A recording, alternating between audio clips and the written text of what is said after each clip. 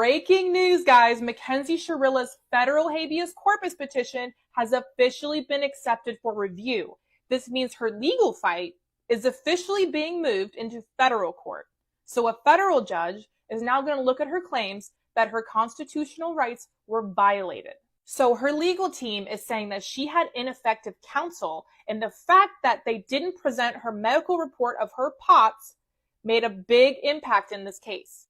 They're also saying that they didn't provide witnesses that could have attested to not only her character, but her medical conditions. They didn't bring up any of those witnesses, including Landon and Rosie and Faith.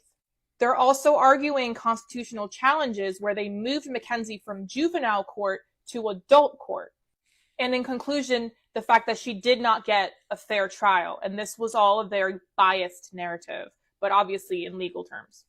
Now the prosecution has an opportunity to present their case and basically deny everything or prove that this is not eligible to move forward.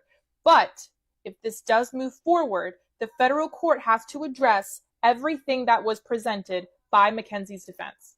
So if the federal court does see that there was constitutional rights that were violated, this could potentially allow her to move forward into a retrial. That doesn't mean that her conviction is overturned. It is simply set aside. While habeas corpuses are very difficult to win, I believe 10% of them actually succeed. A lot of people believe that she does have a pretty good shot at this. Welcome to Con Air. My friends, hello. I thought she could explain it much better than me. I was busy getting the plane ready. I don't know if our team is here yet. This was a last minute thing because remember last week when I was like, if you hear anything, ignore it. Well, it was the cooling fan. So we're back in business, but just so you guys know, I'm hot though. Okay. We're doing this because I need to see my friends, and our friend legally sent me the documents after I saw that. And so I thought to myself, I better go back and grab that. And Plunder, love Plunder, everyone. But she put her name all over it. And so I just took the extra 3 minutes to go to Pacer so we could have it and not, I don't want to, we're here to fly the friendly skies on Con Air. So what we're going to do, this is the kind of an outline. First of all, we're going to set sacred space. If you are new, welcome. If you're coming back, welcome back. Oh, if you have not dropped your location, can you just let us know where you're coming from? I think it's going to become part of a ley line project that we're working on. Welcome to our new members. Welcome. Thank you, everyone. Okay, I highly recommend setting sacred space. Grab the lamp. Grab the prayers below. We're in the middle of a spiritual battle. It's been going on for eons, except now it's really in our face. If you don't protect yourself, your silence is your consent. So I made prayers when we were working on the land for Karen Reed. And right now I am setting sacred space. When you set sacred space, you call on the quarters. The quarters are the directions. So I usually light sage and a candle, and I wave it around, and I call in the south. I call in the guardians of the south, Archangel Michael. I call in the guardians of the east, the Magdalena clan, the guardians of the north, Raphael, the guardians of the west, Isis and Kuan Yin. And I ask Sandafon to be our bouncer, and the grandmothers of the universe to surround the sacred space to only allow us to hear and see and say what we need to hear and say to convey the message. Now that we've done that, we are going to look at this. I have had zero interest in looking at any of her appeals because I personally, this is a very personal opinion. There's no evidence to back this up. I feel like perhaps somebody on the inside is sabotaging it. I literally have never heard of a lawyer miss a deadline and then blame it on the leap year, ever. I have not been to law school, although I'm not ruling out going further with that. But the point is that I've never heard that. One person I personally believe wants her to stay right where she is her mother. And I just am saying, I have a sneaky suspicion. If anyone dug a little deeper into that, I just feel like that got sabotaged from the inside, not a lawyer. Especially state appointed. Anyway, the point is, we're going to read a few articles that I found. Then I grabbed the appeal, the docket on Pacer for both of these things. Before I get ahead of myself, welcome everyone. Thank you for coming. We are going, to look at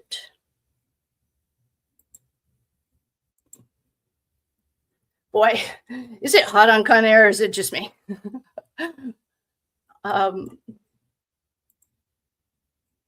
All right.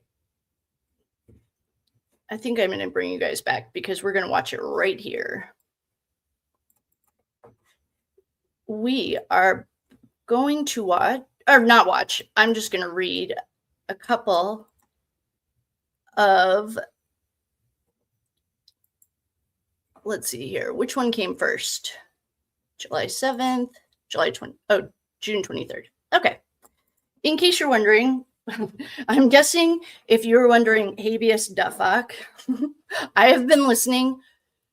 I feel like I listened to like 50 jail calls today because now I'm curious about things when I have heard Natalie say something like, shh, she's on the phone, because now I'm paying attention to Natalie. This is just a little newspaper, or 19 News, probably out of Cleveland. And the Ohio Supreme Court declines to review. This is from June 23rd. Mackenzie Shirilla's case. Ohio Supreme Court says filing was late and the trial court lacked jurisdiction. Yeah, I mean, if you're late, you're late. I don't know. Oh, we can watch this guy. I'll make myself smaller so that, hello, everyone. Hi, everyone. I'm so glad you're now Northern California. Hi, Nana. Hi. This is literally like, oh my goodness. Hi, Jamie. Hi, Brian. Oh, thank you guys. Okay. I got to get out of this comments. I love you guys, but I can't look yet. I think this reeks like desperation. In my personal, very humble opinion, I also don't think Mackenzie honestly knows what's happening based on the people in court with her, or jail with her. So let's see what this guy wants to tell us. If we have to watch a commercial, which I have a sneaky suspicion. NHPR is... Okay, I hate commercials. I'd rather watch it on YouTube.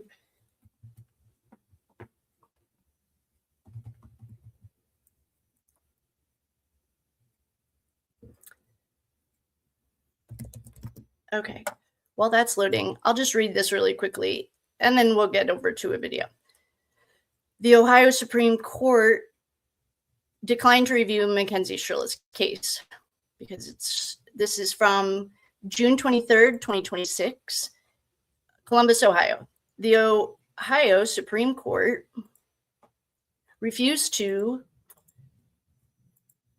The Ohio Supreme Court on Tuesday declined a request to review Mackenzie Shirilla's post-conviction appeals, ruling the petition was filed late and the trial court lacked jurisdiction to excuse the delay.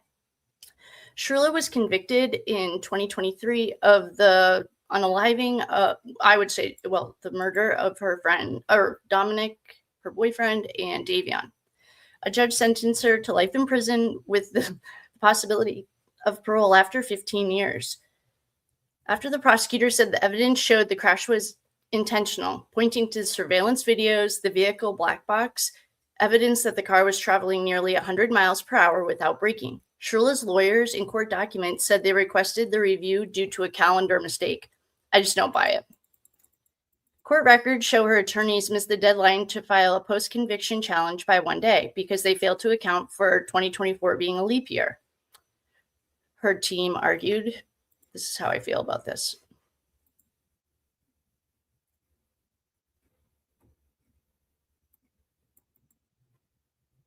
Sure, Jan. For our friend that hates those. Welcome. However, on Tuesday, the Ohio Supreme Court affirmed that the trial court correctly determined it was without jurisdiction to consider the petition. Under Ohio law, convicted defendants generally have 365 days after their trial transcripts are filed to challenge their conviction. Prosecutors say Shirilla's deadline started on October 23rd, 2023, and her attorneys filed late on October 24th, 2024. Like, has anyone tried to ever hand in a late assignment? They don't take it. Like, I think it's just weird. I just don't think that these attorneys did this. I think this was an inside job. Okay. Shirilla's new attorney filed another appeal with the Ohio Supreme Court on April 27, 2026, arguing the clock should have started later because of a separate transcript was filed weeks after the main trial record. They also argued that Shirilla would have been acquitted if she had received effective assistance of counsel. That's a strong argument. In its decision, the Ohio Supreme Court pointed to jurisdiction and said arguments by Shirilla's lawyers did not meet expectations. Yeah, they pretty much said, wah, and like stomped their foot.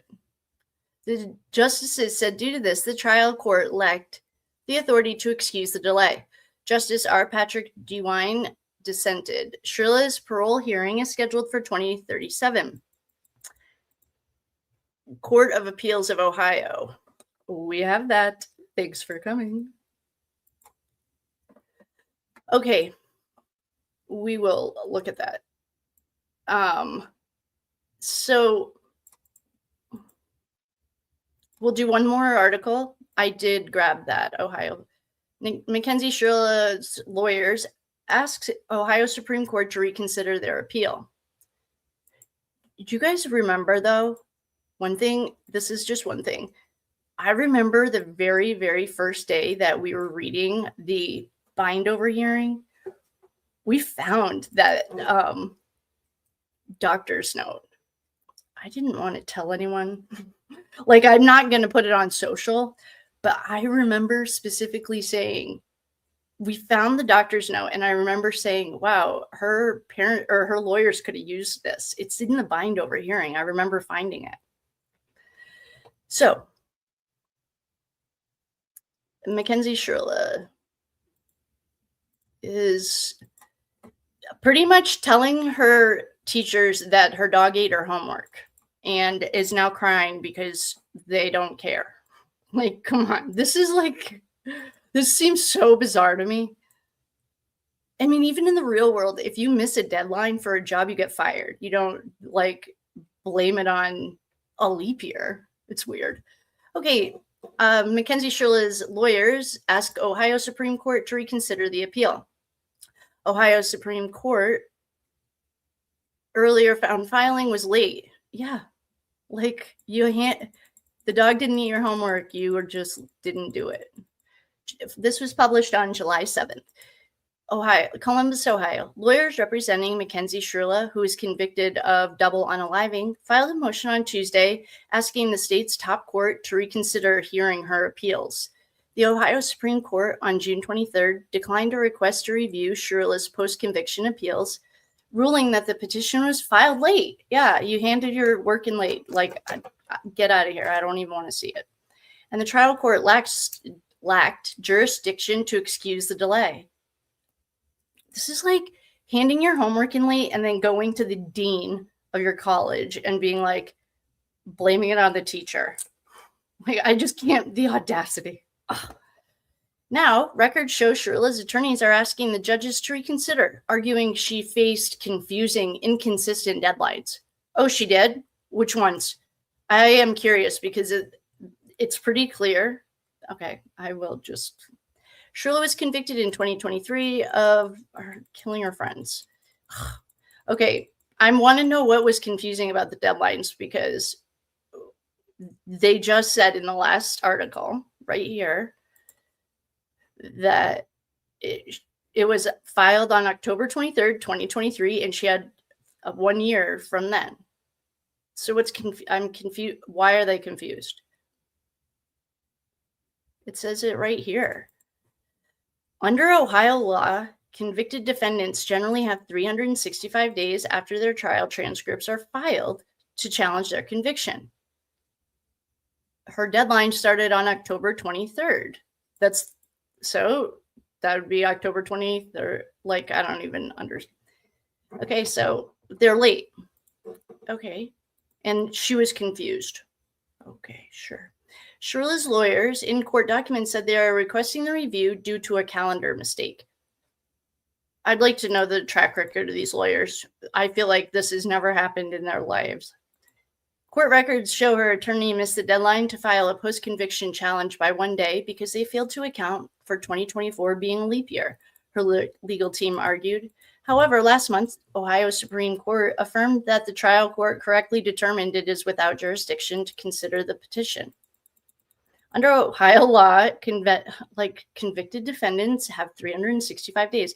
I understand that, like, this is a whole course in law school. Even more reason I don't believe that these guys actually missed this deadline. I just don't buy it. And there are these state attorney. I don't know. I guess I just feel like this was an inside job. Prosecutors say Shirilla's deadline started on October 23rd, 2023, and her attorneys filed late on October 24th, 2024. Shirilla's new attorney filed another appeal with the Ohio Supreme Court on April 27th, 2026, arguing the clock should have started later because of a separate transcript was filed weeks after the main trial record. That's not what the law says. The law says the trial transcripts. It doesn't say a separate transcript was filed weeks later. I mean, we could read the law, but I feel like they're... Okay. They also argued Shirilla would have been acquitted. Oh, really? Had she received effective assistance of counsel?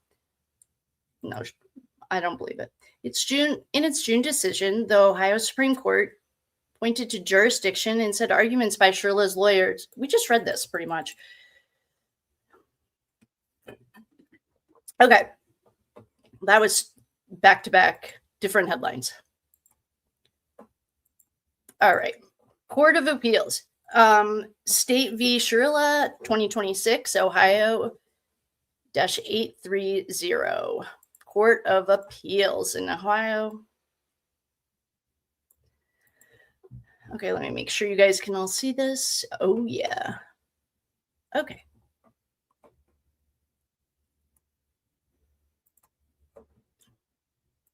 Court of Appeals in Ohio, 8th Appellate District, County of... Where's our friend that hates these? Because we're about to hear... This is a prepaid collect call from an incarcerated individual at Cuyahoga County Correction Center. Oh, I'll turn it up for you. Hello, this is a prepaid collect call from an incarcerated individual at Cuyahoga County Correction Center. 8th Appellate District, County of Cuyahoga, State of Ohio, Plaintiff Appellee versus Mackenzie Shirilla, Defendant Appellant, number 115101. Journal entry and opinion. Judgment affirmed. Released and journalized. March 12th, 2026. Civil appeal from the Cuyahoga County Court of Common Pleas, case number CR 23-679612-A. Appearances. The same guys that were in the Bindover and the trial. Tim Troop, Allison. We love you guys. You are wonderful. And this is the guy. Actually, hold on. I know. I'm going to look up this guy because I remember seeing him on YouTube. He was on an interview and he seemed like he really knew what he was talking about. So let's just see if we can find this guy on YouTube just to get a taste.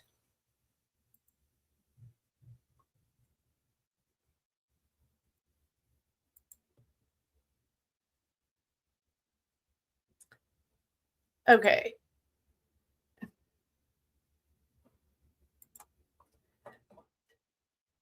voted best law firm, tier 1. I mean, I understand you can buy those awards. I get that. I was in Corporville. But this is the attorney, Friedman, Nemec, Long Grant LLC. They were voted best lawyers 2025, top tier. I just don't buy it. I just don't believe it that they missed this deadline. I feel like this is, I mean, if you won best lawyer, okay, let's see what they won. Best law firms, tier 1, best lawyers award 2025, 31st edition, the best lawyers in America. And you're trying to tell me that these guys missed a deadline? I don't buy it. I just don't buy it. All right, back to, all right. Judge Anita Laster-Mays. Defendant appellant Mackenzie Shirilla appeals from trial court's entry dismissing her petition. Oh, wait, hold on. This is too small. Okay, there we go. Appellate. Okay, defendant appellate Mackenzie Shirilla appeals from the trial court's entry dismissing her petition for post-conviction relief as untimely. For the reason that follows, we affirm the trial court's decision. Oh, this is her getting denied statement of the case and facts. The underlying convictions stem from a high-speed automobile collision on July 31st, 2022 in Strongsville, Ohio. Shirilla, then 17 years old, drove her vehicle at speeds reaching 100 miles per hour before striking a brick building, resulting in the deaths of her 2 passengers. Following a Bindover hearing, which I must say her defense attorney was phenomenal at the Bindover hearing, in juvenile court, oops, what happened? Oh no, please hold. Okay. In juvenile court and a subsequent bench trial in the Court of Common Pleas, Shirilla was convicted of 4 counts of unaliving, 4 counts of felony assault, 2 counts of aggravated vehicular homicide, and she was sentenced to an aggregate term, like an aggregate term of 15 years to life in prison.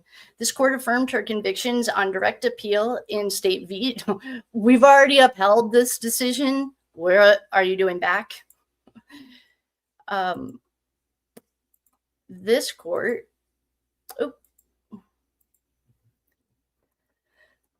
already denied her appeal once. Let's do it again. Following a Bindover. Okay, we read that. During that direct appeal, the trial transcripts were filed. Oh my God. She was sentenced to a term of 15 to life. This court affirmed her convictions on direct appeal, State v. Shirilla, 2024, Ohio-4674, 8th District. During that direct appeal, the trial transcripts were filed on October 23rd, 2023. Transcripts from the juvenile court Bindover proceedings were filed later, on December 15th, 2023. Why would they even think that this mattered? Like, they said during the direct appeal, the trial, according to Ohio law that we just read, all that matters is this. The trial transcripts were filed on October 23rd. On October 24th, 2024, Shirilla filed a petition for post-conviction relief under RC 2953-2953.21. In the direct appeal, the clerk docketed the criminal trial transcripts as filed on October 24th of 2023. The trial court dismissed the petition as time barred on May 1st, 2025, concluding it was filed one day past the 365-day jurisdictional deadline. Yeah, you handed your homework in late, and now you're trying to blame it on a dog. Assignments of error. Shirilla raises the following assignments of error for our review. Assignment of error 1. The trial court erred when it concluded that the petition to vacate or set aside convictions was untimely. No, they didn't. Assignment of error 2. Any error in calculating the deadline for filing the petition to vacate or set aside the convictions should be excused. Why? Standard of review. Whether a trial court has subject matter jurisdiction. Oh my God. What's that guy's name in Michigan? He ran into a parade and he represented himself. He always said subject matter jurisdiction to everything. What is his name? When a trial court has subject matter jurisdiction to educate, I sound like Kim Kardashian, adjudicate an untimely post-conviction petition is a question of law, and this court reviews de novo. State v. Kennedy, 2024, they're stating case law where, the fuck. Under this standard, we provide a fresh review of the jurisdictional timeline without deference to the lower court's legal conclusions. Okay. 4. Law and analysis. RC 2953.21A2A requires a petition for post-conviction relief to be filed no later than 3. I mean, how many times are they going to write this? You missed the deadline. Literally, they've written it 4 times, and we're on number 4. You missed the deadline. Sorry about it. The Supreme Court of Ohio has reiterated that this deadline is jurisdictional and an untimely petition may be entertained only if the petitioner satisfies RC 2953.23 State v. Parker. Like, you didn't do it. The trial transcripts trigger. In Shirilla's first assignment of error, she contends that the trial court erred when it concluded that the petition to vacate or set aside convictions was untimely. No, it didn't. This, like, I know she has attorneys, but this sounds like an argument she would make. She didn't do her homework. She tried to hand it in late, and now she's saying that the teacher got the dates wrong. Shirilla argued the 365-day clock didn't begin until December 15th, 2023, when the juvenile Bindover transcripts were filed. No, it didn't. Like, this Ohio state law says no. The state conversely maintains that the clock was triggered on October 24th, 2023, the date the clerk noted. You guys don't have to see me. The day the clerk noted the docket that the trial transcripts from the criminal trial were filed. Okay, so now they've literally said it 5 times. You didn't hand your homework in, you're blaming it on your dog, and now you're blaming it on the teacher, but you still didn't get your homework in. Like, your excuses are falling on deaf ears. The state conversely maintains, the state is stating the Ohio state law, like the prosecution team is stating the law. The date the clerk noted the docket that the trial transcripts from the criminal trial were filed. The state argues that the trial is proceeding to determine guilt. This is what Tim Troop's team, the prosecution, argues that the trial is a proceeding to determine guilt or innocence, and therefore a juvenile probable cause hearing doesn't fall under the statutory definition of a trial. They're like, okay, not only did she not get her homework in, she's tried to blame the dog, tried to blame the teacher, and now she's saying that she didn't understand the assignment. Okay, spare me. Even assuming, without deciding, that Shirilla preserved her timeliness theories for appellate review, Shirilla's petition remains untimely. Like, okay, for the 5th time, you didn't hand your homework in on time. RC 2953.21, Shirilla doesn't satisfy the jurisdictional exceptions in RC 2953.23. Under RC 2953.23.23, the court may consider such a petition only if the petitioner shows that both the petitioner was unavoidably prevented. Okay, so your dog didn't eat your homework. You still signed up for this course. You can't blame your teacher. So nothing happened. Okay, like there wasn't a flood, like there wasn't something unavoidable. I know this is probably how she was 40 assignments short when she graduated. I wonder if this is how she got through high school. She just nagged them to death till they pushed her through. Okay, nothing prevented you from doing your homework. Like, what happened to your 40 assignments? Just go, okay, so there was nothing unavoidable. The petitioner she must show something extreme, like Katrina, that prevented her from doing her work, discovering the facts supporting the claim, or a new retroactively applicable right was recognized after the filing deadline. Okay, Well, no, right now it's just a bunch of mumbo jumbo. She didn't have any applicable right recognized after the filing date, or the judge would have said, okay.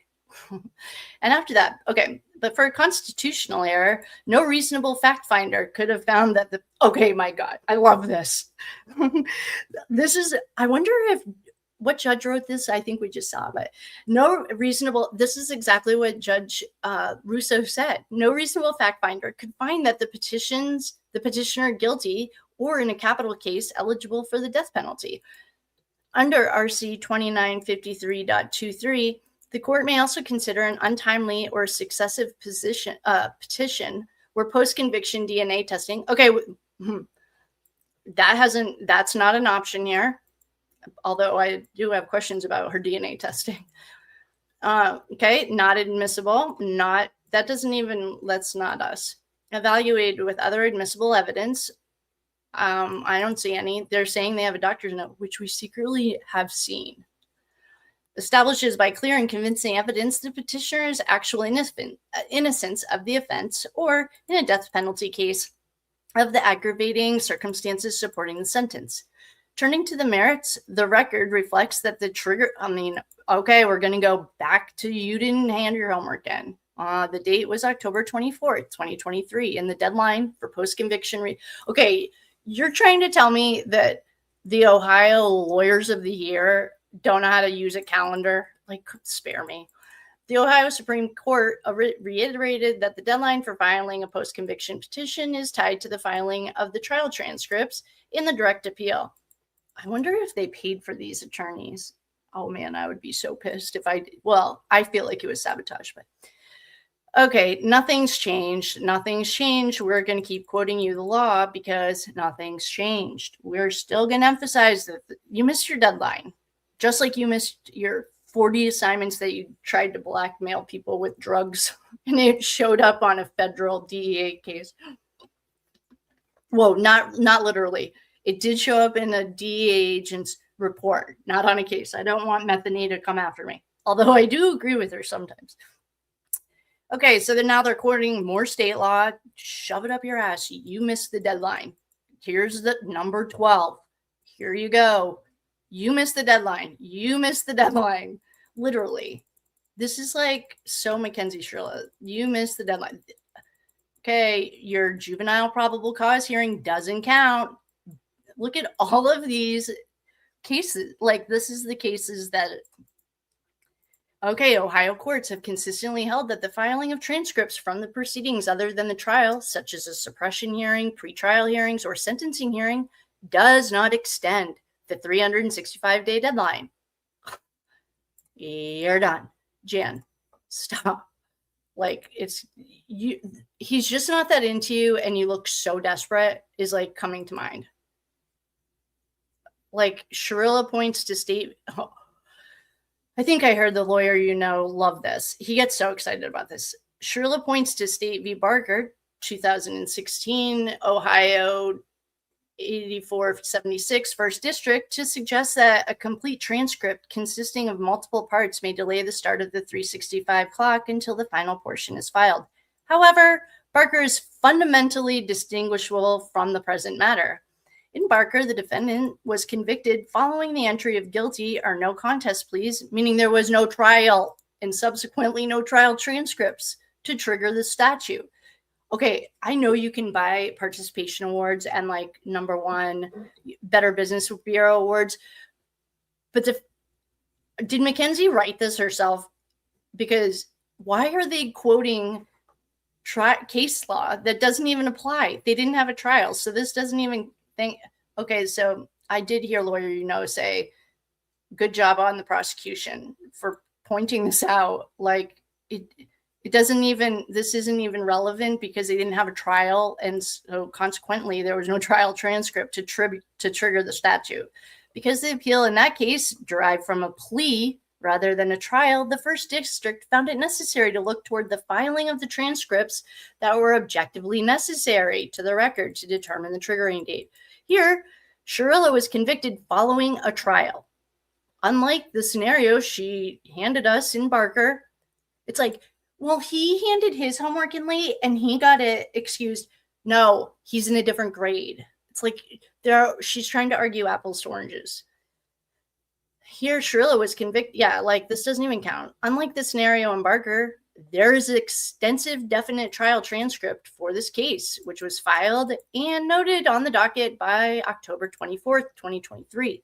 The first district distinguished its holding in Barker from cases that derived from convictions following a trial, acknowledging that other districts insist on a strict reading of the phrase trial transcript in such instances. Because a trial occurred here and Shirilla did not seek leave to supplement the transcripts, the specific trial transcript controls the jurisdictional clock. Right? He's like, let me remember when there have been a couple prosecutors that just school Corey Richins and Sarah Boone's prosecutors just school that. This is what it feels like. I feel like Sarah Boone. Literally.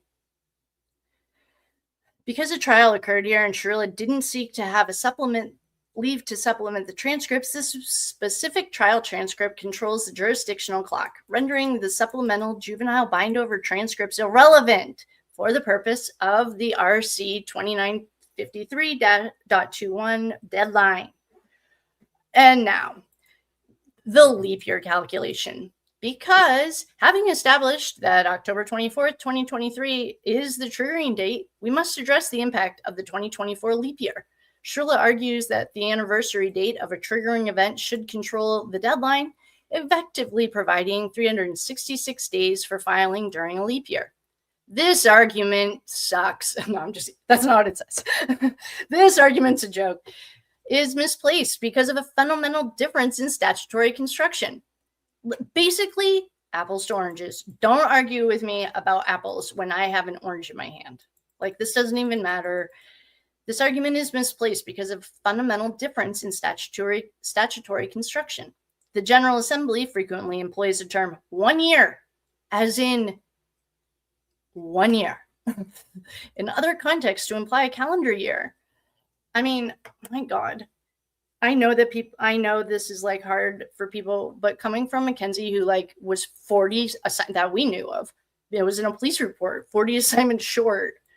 And this is like how she graduated. I feel like she wouldn't write this much, but yeah, we all know what a year is. We all know. And these are the best in Ohio, team. Maybe you guys should return your participation awards if you literally don't know how to read a calendar. Okay. We're skimming this because it's just, we're on paragraph 21 and we're still talking about how they don't know how to count. Please stop blaming everyone else. The dog didn't eat your homework. No. Okay, so now we're on paragraph 23. Shirilla's second assignment of error. She argues that any error in calculating the deadline for filing the petition to vacate or set aside the convictions should be excused. Oh, why? Because she's too pretty for prison? Like, that doesn't even make sense.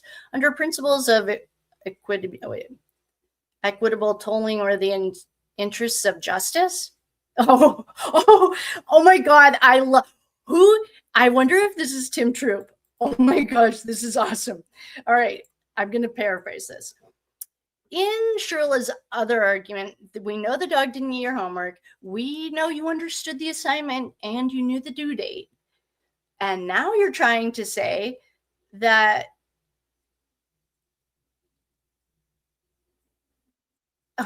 okay, like, what are you even arguing?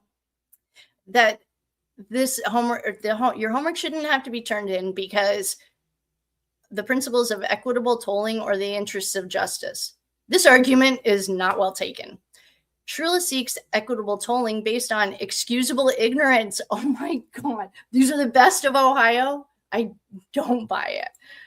Just to remind you guys, who is supposedly the attorneys arguing this, voted best law firm, tier 1. Yes, you pay for that. I am sure that's how the Better Business Bureau is. I was in Corporate,ville. Best Lawyers Award. Okay. Take it back. Return it. Best Lawyers in America. All in the same year that you couldn't count. Like, take it back. Stop. You're embarrassing yourselves. Like, you can't even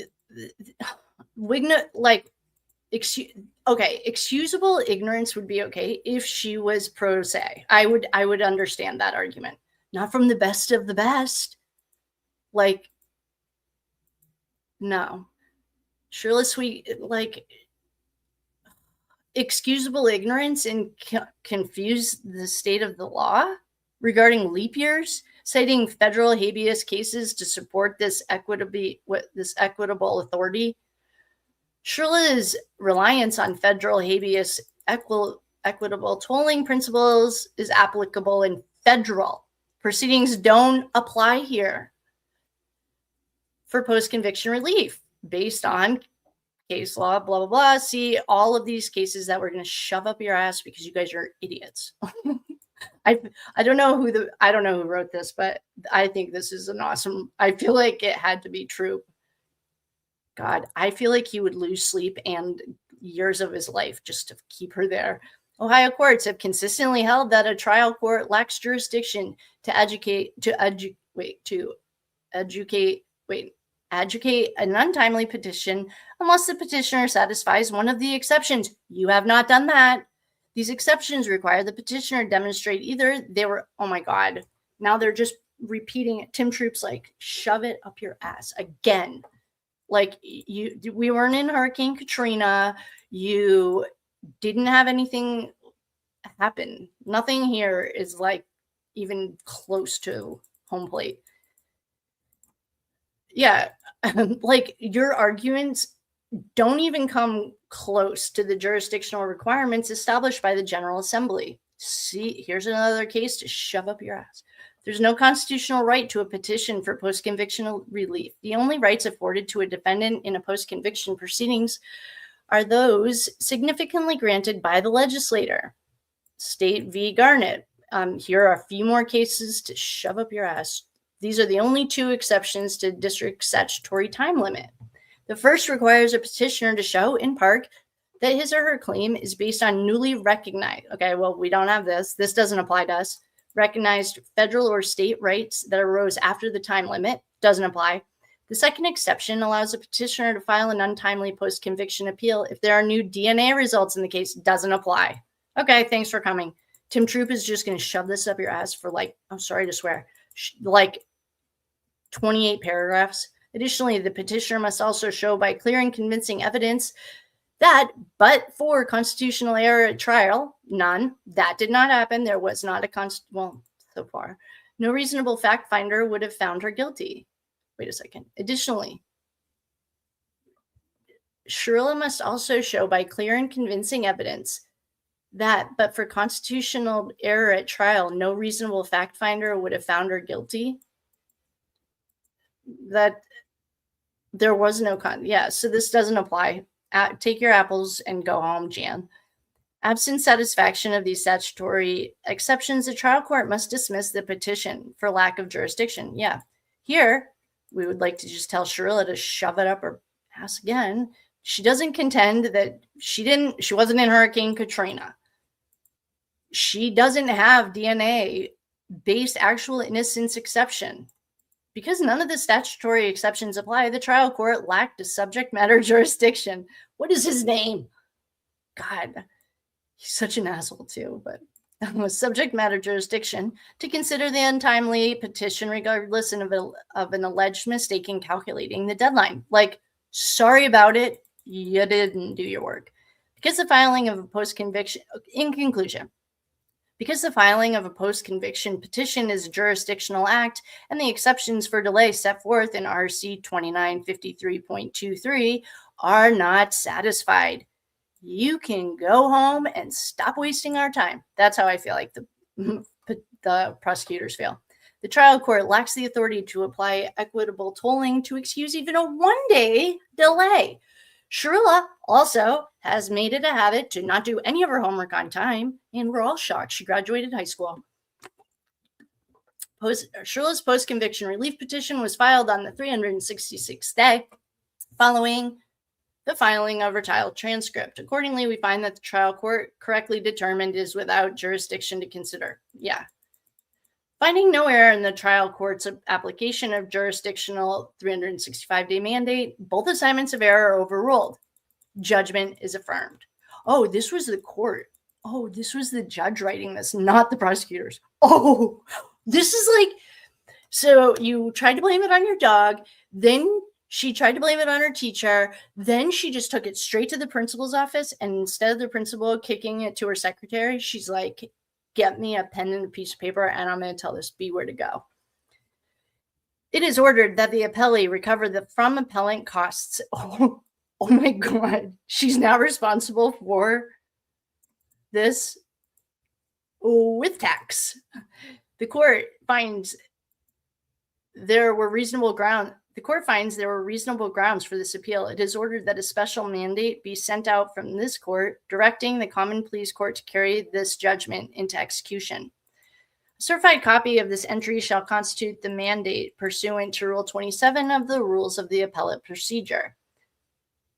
Oh, this was by Judge Anita Laster Mays and Michael John Ryan and Eileen Gallagher concur. Okay, you're done. The principal just told you to go sit down and you're going back to timeout. Okay, well, that was fun to read or get her ass kicked. Next.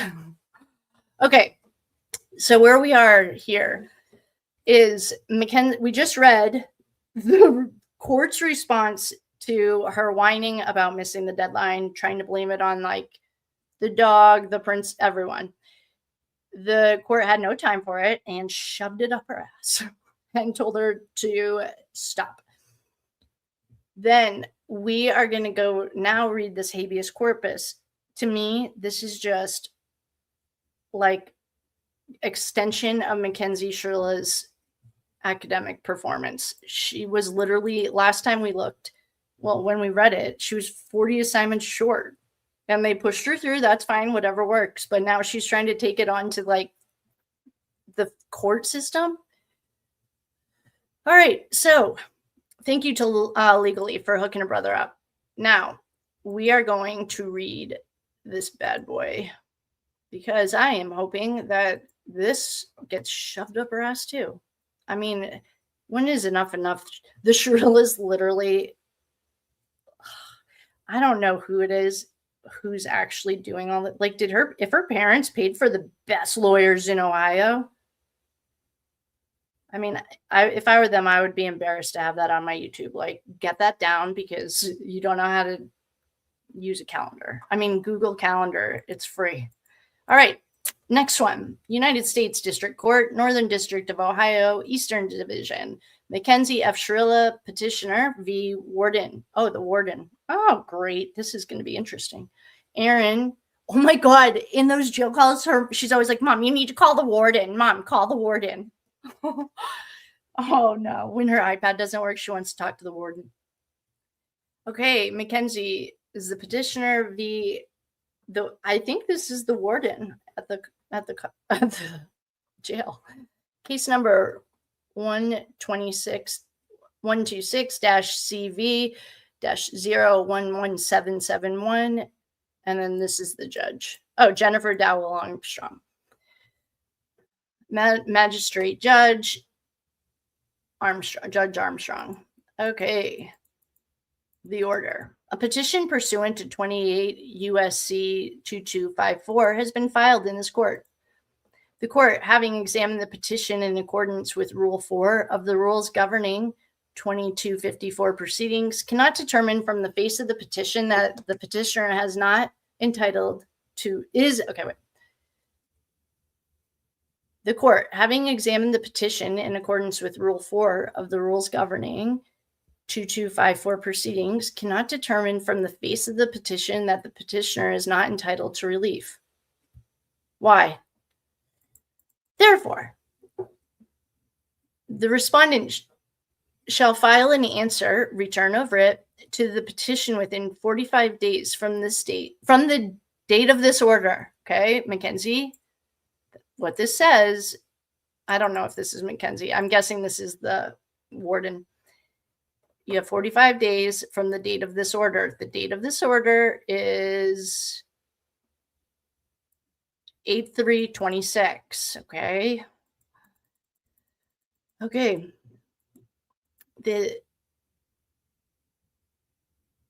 All right. You have 45 days from the date of this order. The answer shall comply with Rule 5 of the rules governing 2254 cases and shall address all legal issues raised in the petition. As part of the return of writ, respondent shall furnish the court with copies of all transcripts, journal entries, opinions, indictments, affidavits, orders, and docket sheets pertaining to the proceedings from which the petitioner seeks relief in this court.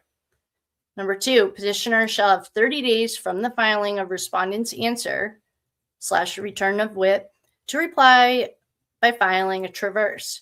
Respondents shall have 15 days from the filing of petitioner's traverse to respond thereto by filing a surreply. Respondents should respond to, okay, this is all like logistics that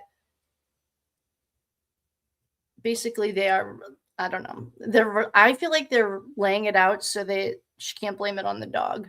Respondents should respond to the petitioner's traverse when issues or arguments are not addressed and in the answer are raised. Briefs filed by all parties shall contain a summary of the facts and the evidence upon which they rely and shall make specific reference to those portions of the record. Oh, so you can do all of this. You can hand in all of the court transcripts, journal entries, opinions, indictments, affidavits, orders, and docket sheets pertaining to the proceedings, but you also had better. Oh, good. You have to, so they also have to have like a key, on a map. That's a summary of the facts and evidence upon which they rely and make specific reference to those portions of record, the page or the exhibit number in support. Briefs shall contain statements of the applicable. What did she say? She doesn't need to be rehabilitated. I like there, but like it's just that. Like I don't know. No, that's a rehabilitative. See, that's how jail is supposed to rehabilitate people. But I don't need to be rehabilitated. Like I don't know that. Like I know you don't. It never gets old. Okay. Briefs shall contain applicable laws and citations. So you are not only going to hand in all of the work, like the homework, but we are not going to go look for it. You are going to lay it out crystal clear. And citations to relevant case and statutory authorities. And legal analysis of the claim at issue. Okay, aka we are not going to run around and find it for you. Multiple volumes of the record are preferred to a single massive unwieldy volume. It's preferred that the individual exhibits in state court record be bookmarked. Oh my God, they're really laying this out. Like, don't fuck it up. If a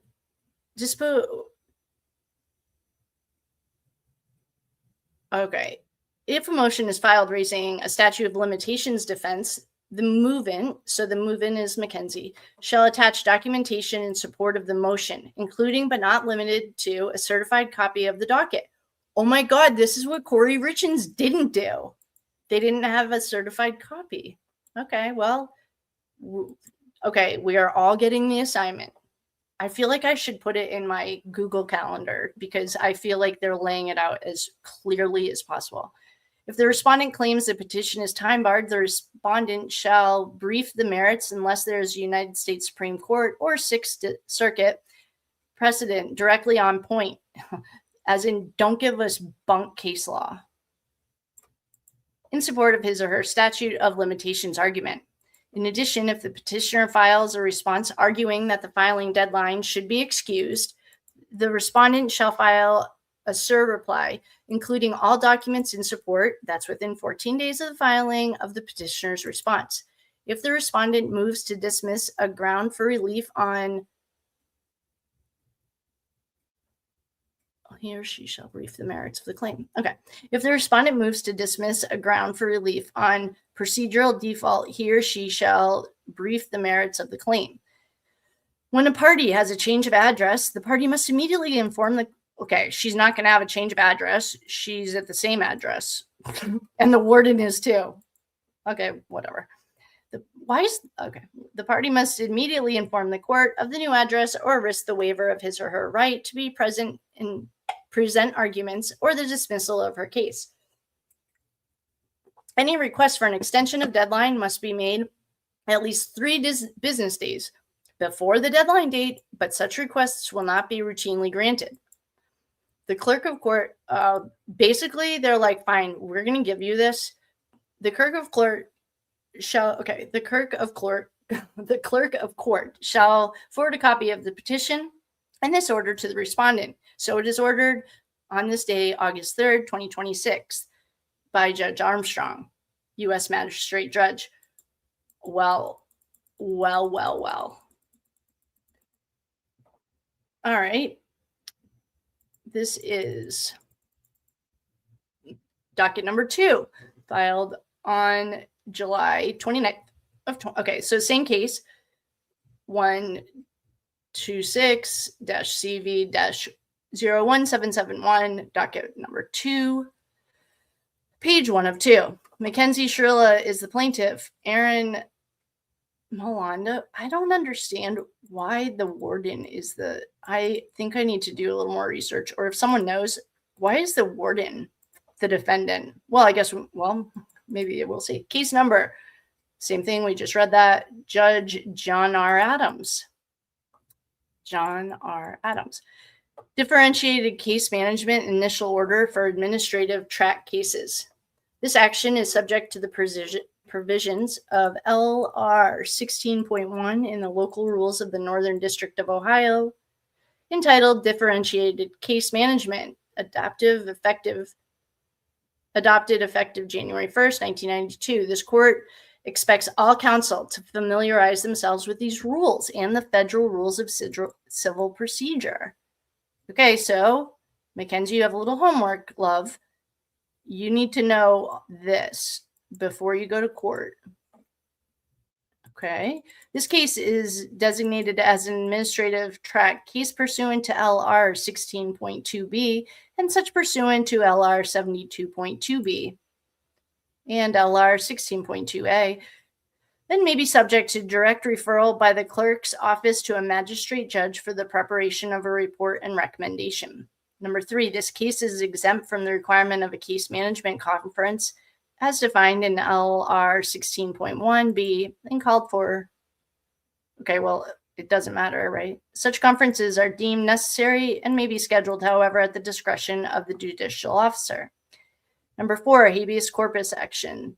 In actions brought under 28 U.S.C.A. 2254, the clerk of court shall issue a copy of this order to the respondent at the time that an initial show or cause order to answer is issued to respondent. Bankruptcy appeals, that does not apply to us. All other administrative actions and all other actions assigned to the administrative track, plaintiff is directed to serve a copy of this order upon defendant at such time a copy of the complaint is served and shall certify such service along with the return of summons. Service of this order upon the United States, its officers, or its agencies shall be made in the manner described in federal law, Fed Rs, it's a federal civil law, P4D 4 and 5. In the case of a plaintiff proceeding in forma papitaris, I don't know what Latin, but if anyone does, jump in. The officers of the court shall issue a copy of this order to defendant at the time the complaint is served. So she's getting a subpoena, a summons. Yeah.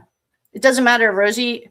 What we learned from Rosie Graham is you can get a subpoena and throw it away. No one cares, apparently. Orders regulating the further progress of this action, particularly briefing schedules, may be issued to the judicial officer deems proper. So it is ordered. Chief Justice Sarah Lowley. All right. Well, thanks, Sarah. Petition under 28 U.S.C. 2254 for a writ of habeas corpus by a person in state custody. Oh, that's why. Okay. She's using the warden because she's in state custody. Mackenzie for Shirilla, docket or case number CR 23679612-A.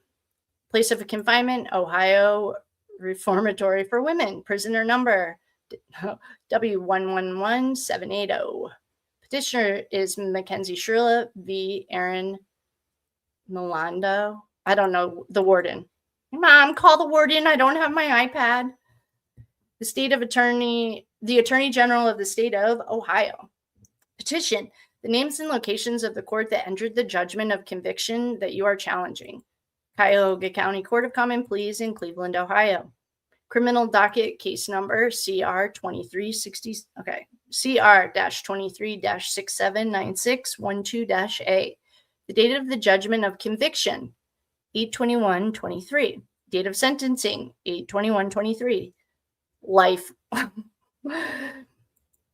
In this case, were you convicted on more than one count or more than one crime? Oh, I was. Yes. Yes, Your Honor, I was. Oh, identify all the crimes. Okay. I was found guilty of all 12 counts. 2 counts of murder, ORC 2903-02.02A. 2 counts of murder, 2 counts of felonious assault, 2 counts of felonious assault, 2 counts of aggravated vehicular homicide, 1 count of drug possession, 1 count of possession of criminal tools, and because of a merger, sentenced to 2 counts of murder, purposeful killing, drug possession, and criminal tools. What was your plea? Not guilty. She should have done insanity. I just made that up because I just saw it. If you entered a guilty plea to 1 or more charges, okay, wait, they didn't answer it. Okay. If you went to a trial, what kind of trial did you have? Judge only. Oh, do you want to see the sheet where she asks for a judge only? Did you testify at your pretrial hearing, trial, or post-trial hearing? No. Did you appeal from the judgment of conviction? Yes. Name of court, 8th District Court of Appeals in Ohio. Docket number CA-23-113167. Result affirmed. Guilty as charged. Date of result, 10/18/24. Citation of the case. Yada yada, no, in Ohio, the grounds raised. Please see attachment A. Do you seek further review of a higher court? Oh yeah, I do. Name of the court, Ohio Supreme Court. Docket or case number, 2025-0252. Jurisdiction declined. Okay, number 1 declined. Goodbye. Date of result, April 29th, 2025. Grounds raised, see attachment A. Did you file a petition for something in the United States Supreme Court? No. Okay, other than the direct appeals listed above, have you previously filed any other petitions, applications, or motions concerning this judgment of conviction in a state court? Yes, I have. If your answer to 10 was yes, give the following information. Cuyahoga County Court of Common Pleas. Docket number CR 23-6796-12-A. Date of filing, October 24th, 2024. Oh, just 1 day late. I wish they wrote that in there. I had filed it 1 day late. Petition for post-conviction relief. ORC 2953.21. Grounds raised. Please see attachment A. Oh, we will. Did you receive a hearing where evidence was written in your petition, application, or motion? No, I was late. Petition dismissed as untimely. How embarrassing. Date of result, May 1st, 2025.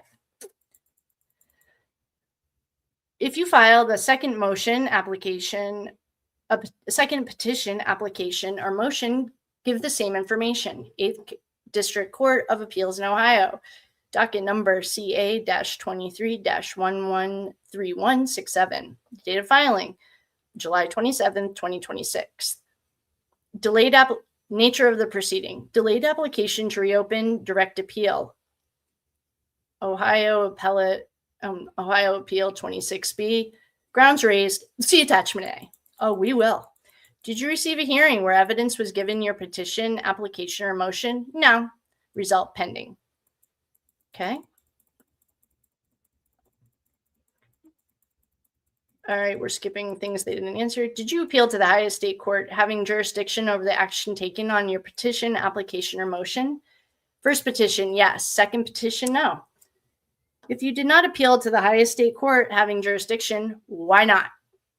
Because it's pending in the 8th District Court of Appeals. For this petition, okay, number 12. For this petition, state every ground on which you claim that you are being held in violation of your constitutional laws or treaties of the United States. Attach additional pages if you have more than 4 grounds. State the facts supporting each ground. Any legal argument must be submitted on a separate memorandum. Caution. Okay, so first of all, they need to have at least 4 grounds and 4 memorandums, I'm guessing, just based on this. To proceed in the federal court, you must ordinarily first exhaust, that means to use up, your available state court remedies on each ground in which you request action by a federal court. Also, if you fail to set forth all of the grounds in this petition, you may be barred from presenting additional grounds at a later date. Ground 1, please see attached petition. Okay, so far we're following the rules. See attached petition for relief. Supporting facts. Do not argue or cite law. Just state the specific facts that support your claim.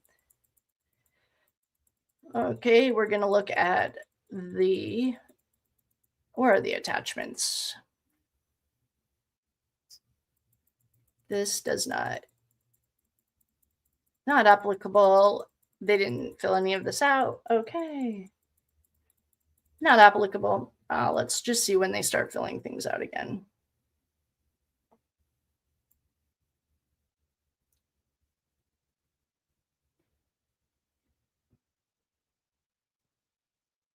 I think that we're just going to have to go like this. I can't tell.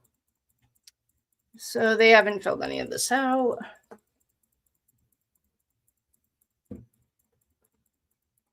All right. I don't think that I have the patience to do this.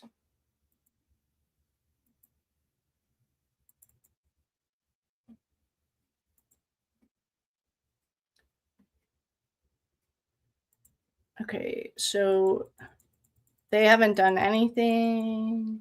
No problem. Is this something? Okay, here's attachment A. We made it, team. Thanks for writing, Con Air. Oops, I missed one. We are so glad to have you on these friendly skies. All right, let's see here. Oh, I think we're about to throw James McDonald under the bus.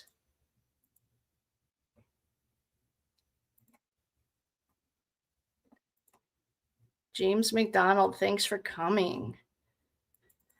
Okay, you're done. All right. Is this where we're going to start talking a little less about? Okay, now. So nothing was filled out until we got to page 16, number 14.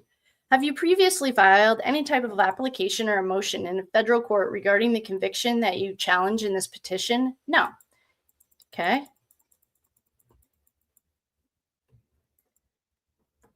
Do you have any petition or appeal now pending, filed and not yet decided in any court, either state or federal, for the judgment you are challenging? Yes. Ohio. Okay. If yes, state the name and the location of the court or the docket or case number, the type of proceedings and the issues raised. Ohio Supreme Court, case number 2026519. Appeal from the 8th. Oh, they spelled 8th wrong. Oh, God. 8th District, case number 115101, which affirmed dismissal of petition for post-conviction relief. See number 11 above. Oh, we will.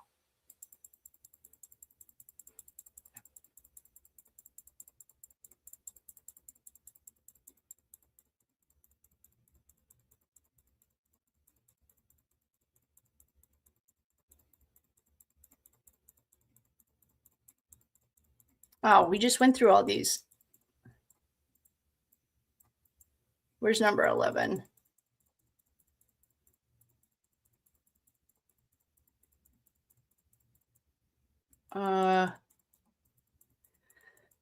Number 11. I don't see you. Okay, I don't know where he is. All right. Oh, no, sorry, team. We're not that far ahead. I think I got a little trigger happy down there. Like, we saw one check mark and then it's over. I did see him talk a little shit about, okay.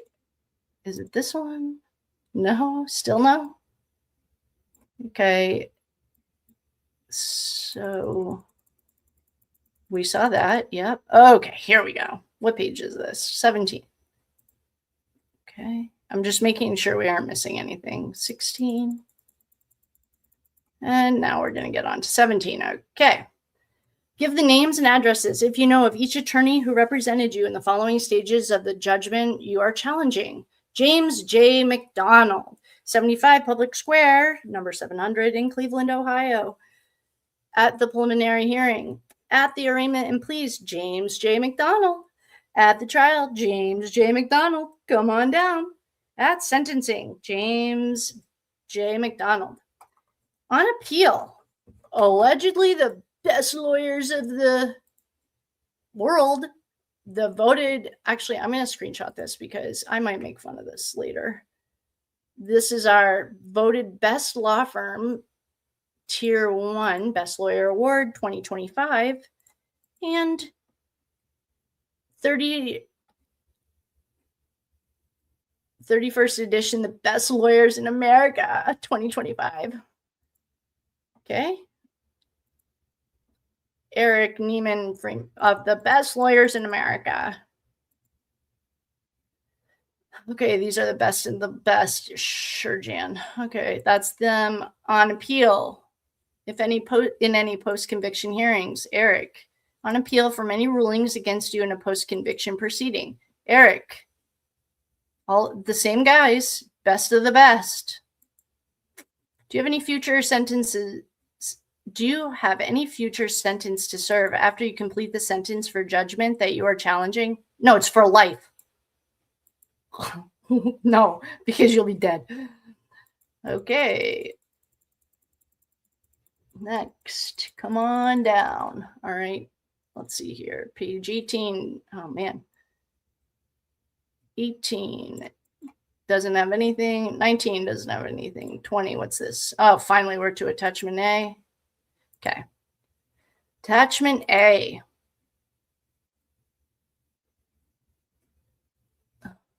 Procedural history of issues presented. The within case has presented post-conviction issues before the Cuyahoga County Court of Common Pleas, the 8th District Court of Appeals, twice decided and once pending, and the Ohio Supreme Court, once decided and once pending. Oh my God, girl, he's just not that into you. God. Reading this is like reading her text when Dawn tells her to go home and she knocked twice and she might knock again. She's looking in the window. Okay, these various appeals and applications are summarized in chronological order. Okay, he's seriously just not that into you. Direct appeal on the 8th District Court of Appeals of Ohio, case number 23-113167, assignments of error. Insufficient evidence to establish probable cause for a Bindover hearing? Well, obviously not. That's not true because it would. Okay, I need a drink. Insufficient evidence to establish. Oh my God. How did Mackenzie continuously find lawyers just like her? Obviously, there was not insufficient evidence to establish probable cause for a Bindover of Mackenzie Shirilla because she got it. To be prosecuted as an adult despite being under the age of 18 at the time of her crime. Number 2, insufficient evidence to sustain convictions at trial. Wrong. Denied. That's not true. Number 3, convictions are against the manifest weight of the evidence. Not true. Improper admission of other facts, evidence at trial. What? I want to know. Please elaborate on number 4. Number 5, defense improperly precluded from introducing evidence to refute prosecution's other facts evidence. Oh, really? I didn't see a motion for that he tried and got denied. any other facts evidence? Are they just hoping she doesn't read the transcript, or this judge doesn't read the transcript? Because this didn't happen. In the transcripts we read, improper amendment of coroner's report. Oh, that was the one thing I felt like that might have been. Improper amendment of the coroner's report without judicial review. And that one was a little bit questionable, but I remember it was all dotted I's and whatever that saying is. Denial of confrontation when non-examining medical examiner test. What? They weren't allowed to denial of confrontation when non-examining medical examiner testified about autopsies performed by other medical examiners. What? Attachment A continued. Appeal to the Ohio Supreme Court from the 8th District decision on District Appeals OSC case number 2025-0252. Propositions of the law. A conviction under RC 2903-02 requires proof that the defendant undertook actions with a specific purpose. They did. Okay.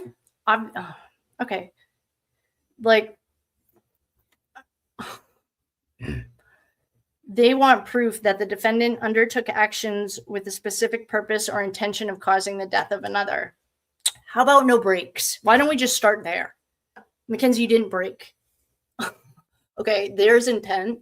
How about the fact that you were going 100 in a 35 and you'd been on the road before you know it ends in a brick building? Those seem like intentions to me. The juvenile's right to due process, she had it, was violated when charges that are not supported by probable cause are bound over. What? This argument doesn't even make sense. Okay. This is like Mackenzie trying to argue with Dom. If you were here with us while we read 30,000 excruciatingly cringeworthy text messages, she argued like her lawyer. I don't know how she keeps finding lawyers just like her. These arguments aren't even making any sense. The state is not exempt. Okay. The juvenile's right to due process is violated. Okay. This juvenile's right to due process was not violated because there was probable cause enough for the Bindover hearing, and the judge didn't even let all of it come through. Some of it they didn't prove. All right, the state is not exempt from complying with the procedure set forth in Ohio. No shit, the state complied. Failure to comply with the procedure set forth in RC 313.19 constitutes plain error. I disagree with all of this. And all we did was read the transcripts. I feel like this would be really easy to argue.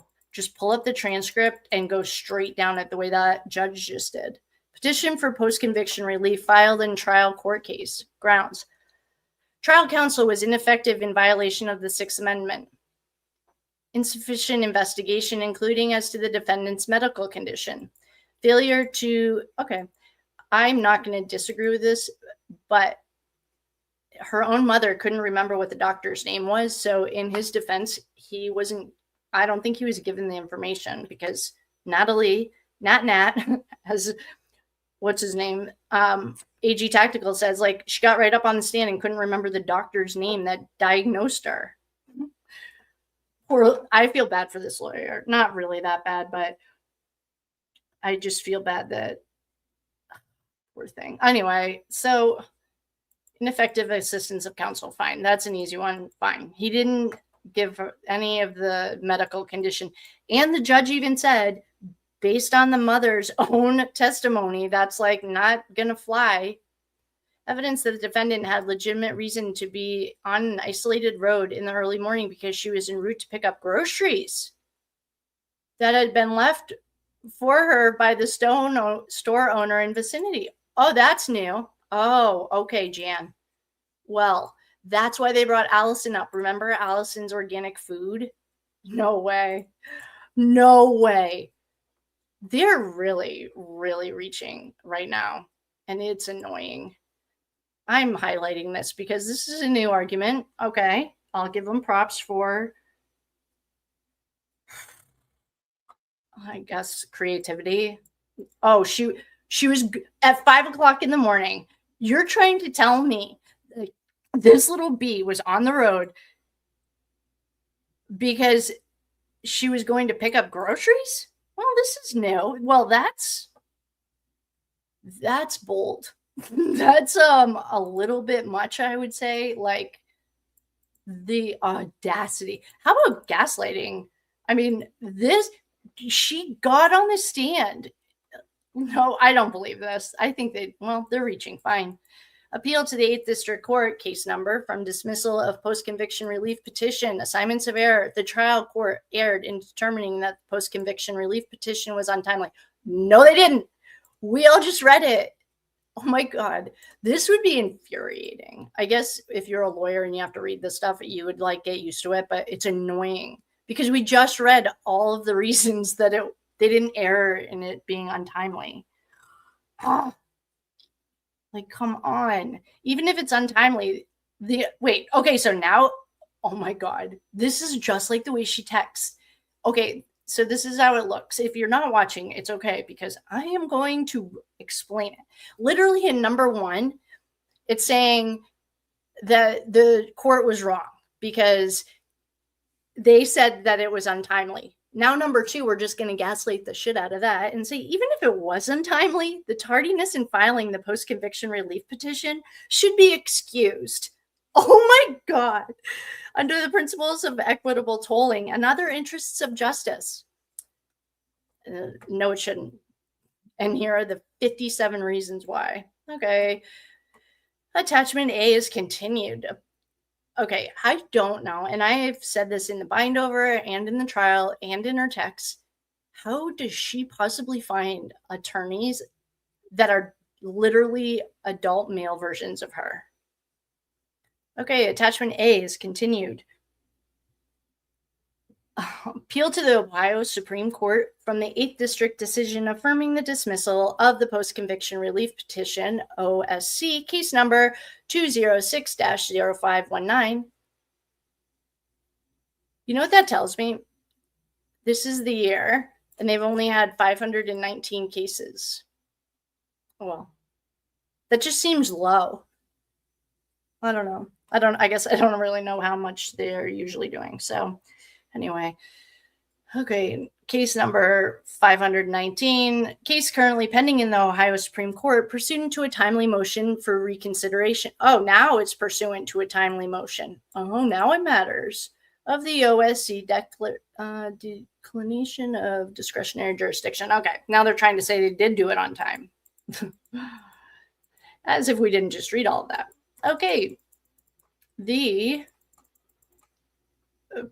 propositions of the law. For purposes of RC 2953.21, blah, blah, blah, blah, blah, the trial transcript is the transcription of those proceedings in which the transcription was objectively necessary for the inclusion in the appellate record on direct appeal, but does not include the transcription of those proceedings whose inclusion on the record appeal was not necessary. Now they're just making up laws.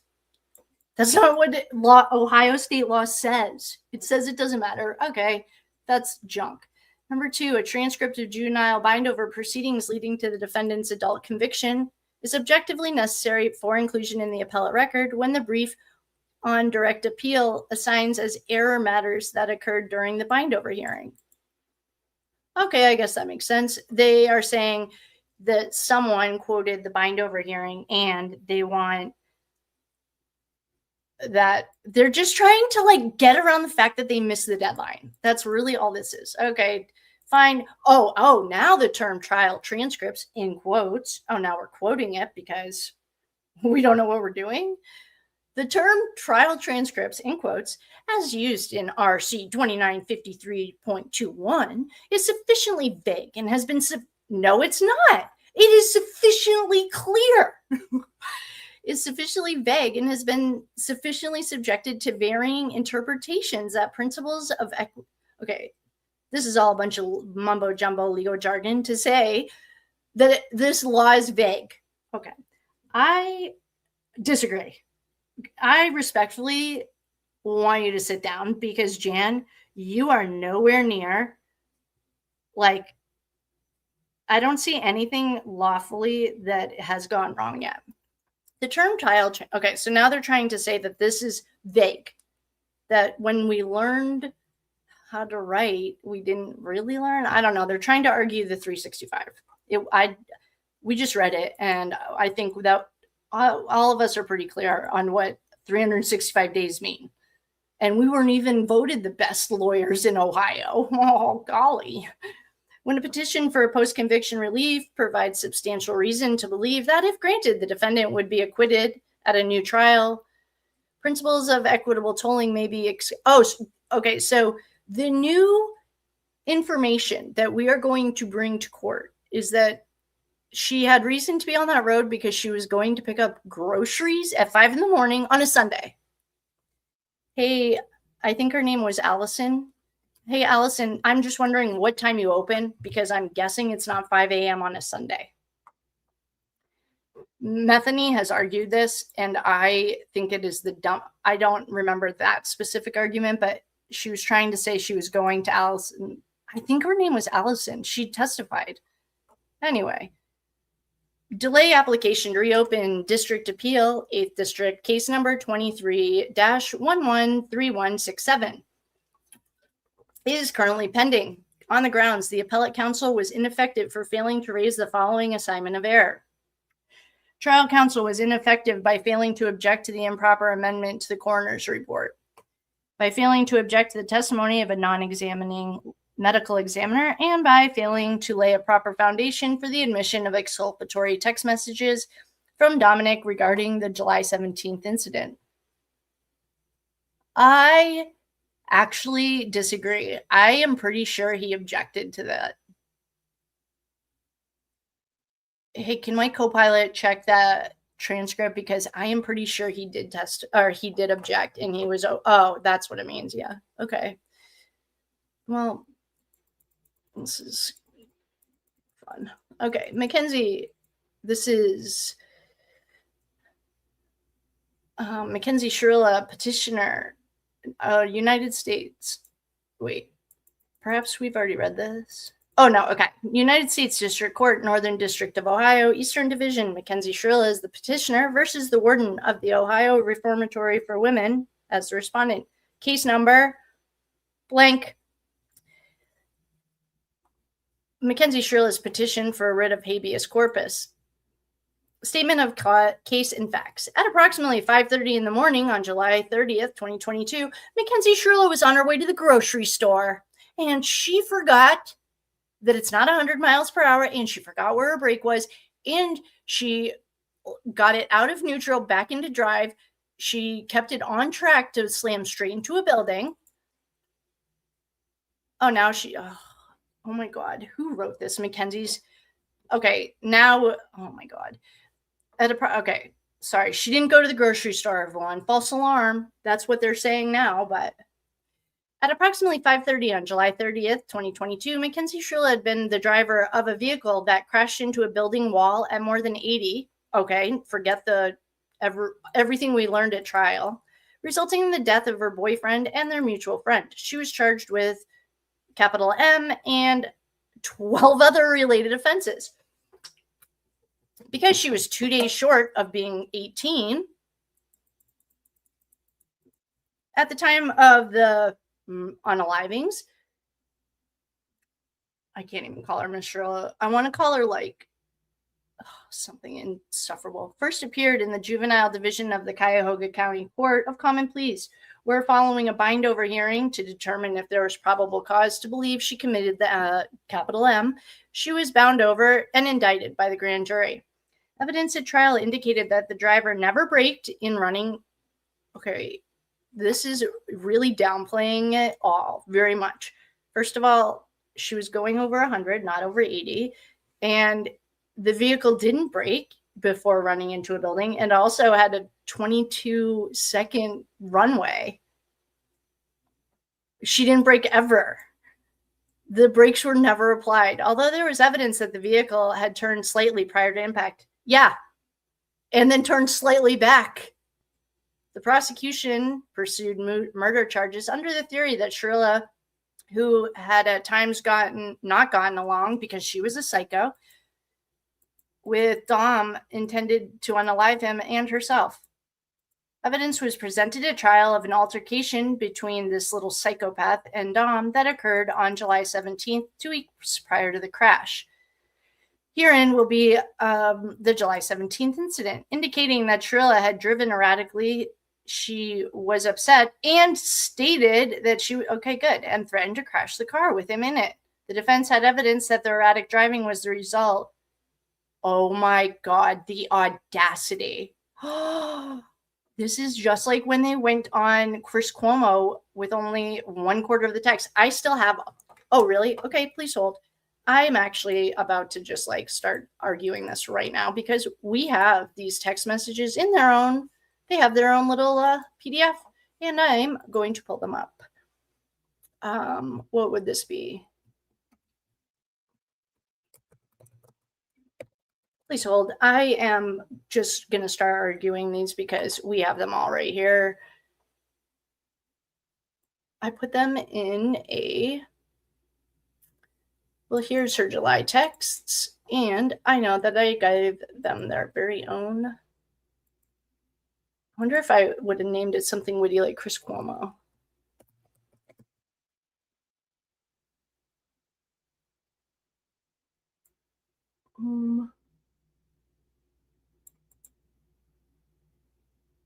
Okay, I won't make us wait for too long, but I'm just gonna, oh wait, here it is.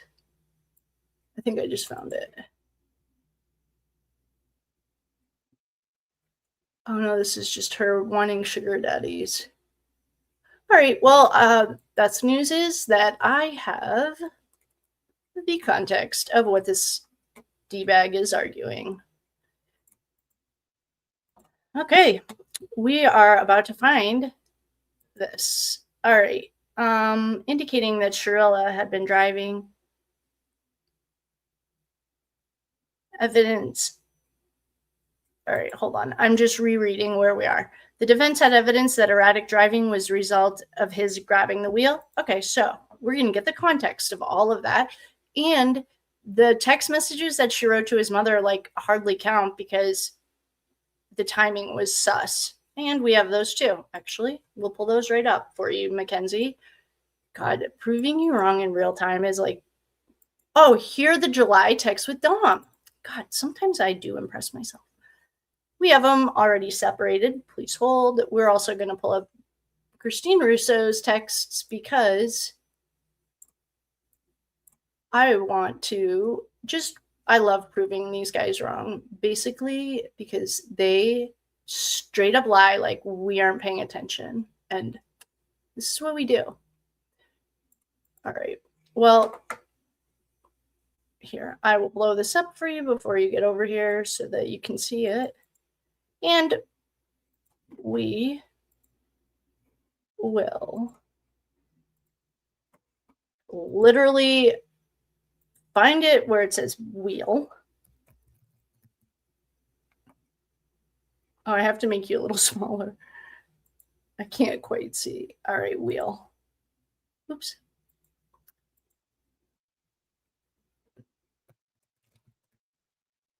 All right, so she didn't text Dom. Die. Oh, kill me, I think is what she said to him. She said, oh, this is going to be pleasant. If the woman or man who is in here who doesn't like it when I do the voices, please raise your hand. Come on down because you get to be Dom and I'll be Mackenzie. And we're about to read her gaslighting the shit out of all of us. This poor kid, he's just like, please leave me alone. This is like her appeals. Please just leave me alone if you want this to work. I'll be back tonight. Yay. All right, well, let's get to, oh, it was July 17th. So we're just going to fast forward to that day. And this, here it is. You can just leave me alone and go home. Okay, okay, all right. So here we go. We found our placeholder. Everyone can see. If you're in the back or you're not paying attention, don't worry because one of our lovely friends who said that the voices were annoying and wants to read is about to come on down, and she can be Dom and I will be Mackenzie. Or you can be Mackenzie and I'll be Dom. And we're going to just prove her wrong. Oh, she's so irritating. All right. Okay, so she says, the only reason it went this far is because you tried to end my life. Kenzie, I didn't. You could have okay, so, all right. We're just going to start up here. I really didn't, Kenzie. She's going literally nuts on him. Okay, so the 17th, we're going to start it right here.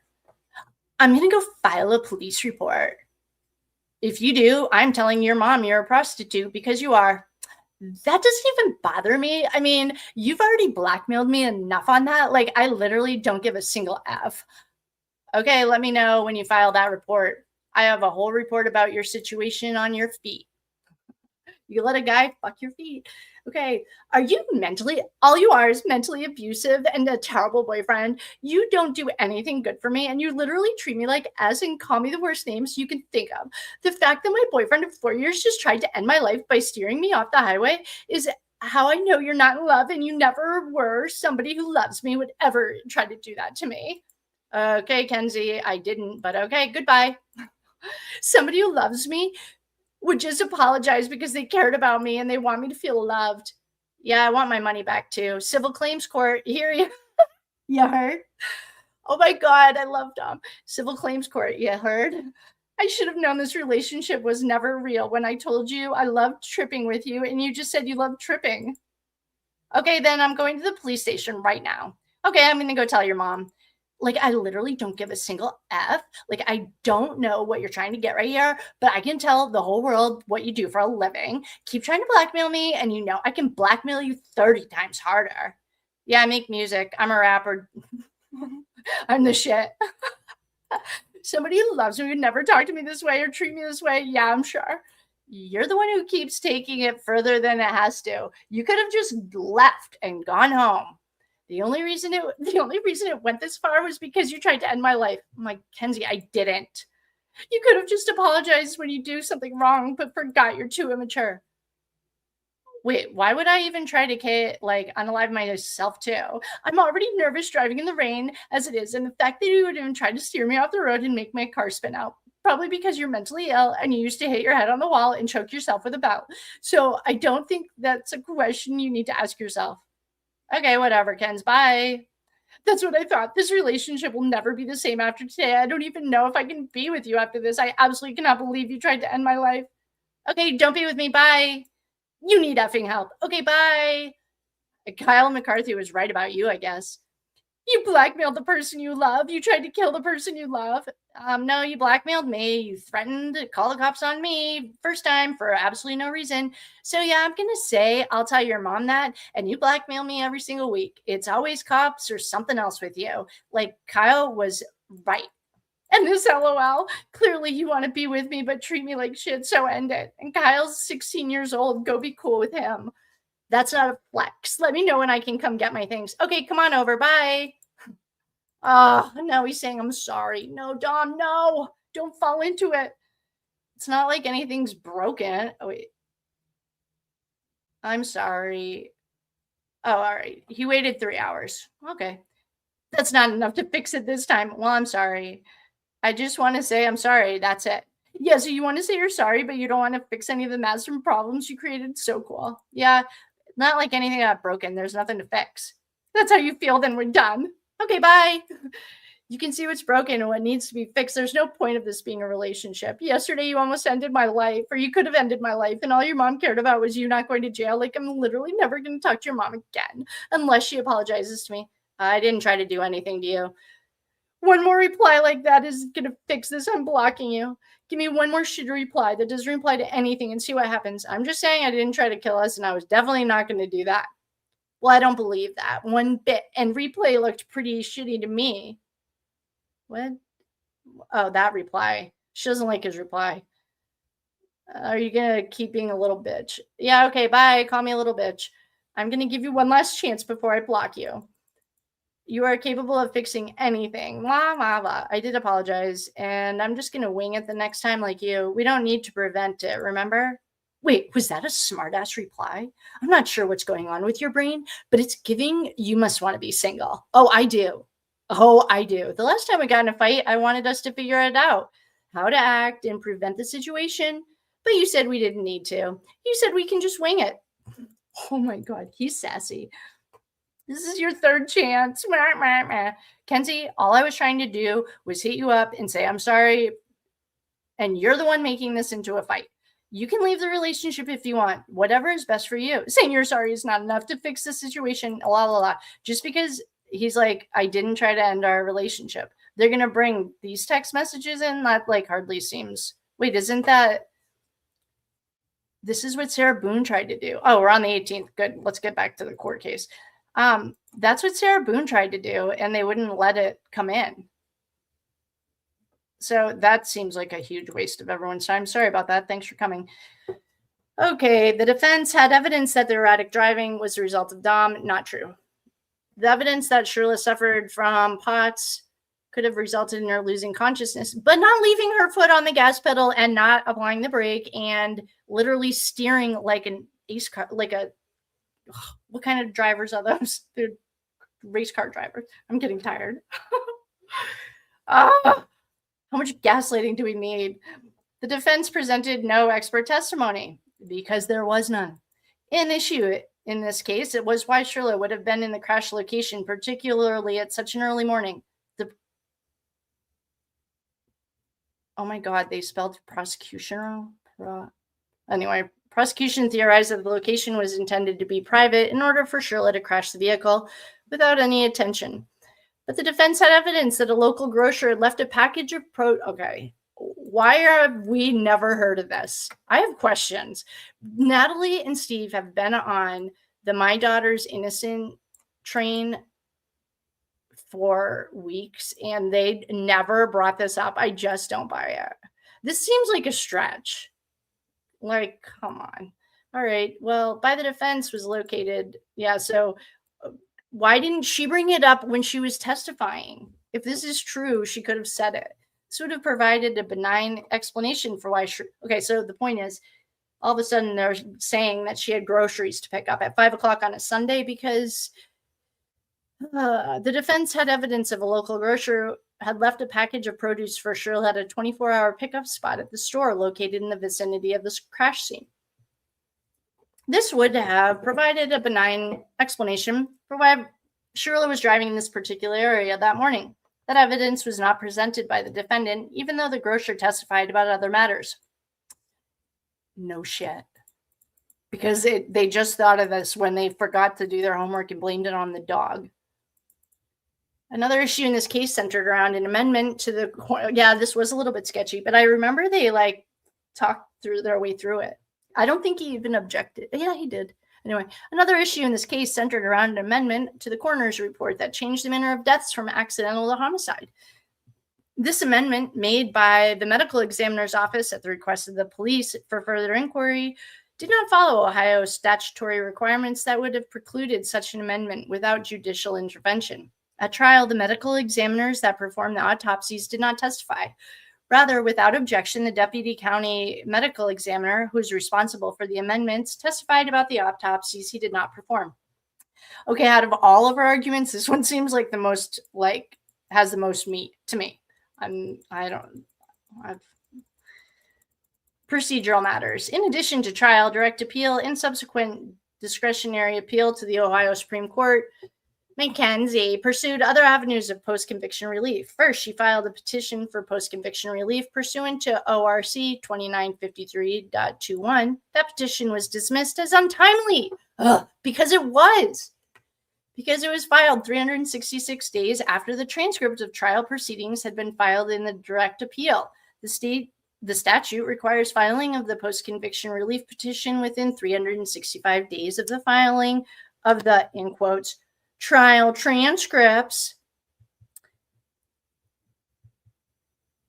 And trial transcripts. The interpretation of trial transcripts was the subject of an appeal of the dismissal of the 8th District Court of Appeals, and following Affirmance. Okay. Yeah, they didn't get what they wanted in this one, so they went to the next one. The question presented is whether filing in the, no, everyone knows the juvenile bindover transcript in this case doesn't have anything to do with it. Transcript in this case, which came after the filing of the transcript of the trial proceedings, is considered the complete filing of the trial transcripts. No, it doesn't. Finally, on July 27, 2026, a delayed application to reopen the direct appeal was filed. Another delayed application, or is this the same one? How many deadlines are they missing? God, they do not sound very good. Okay.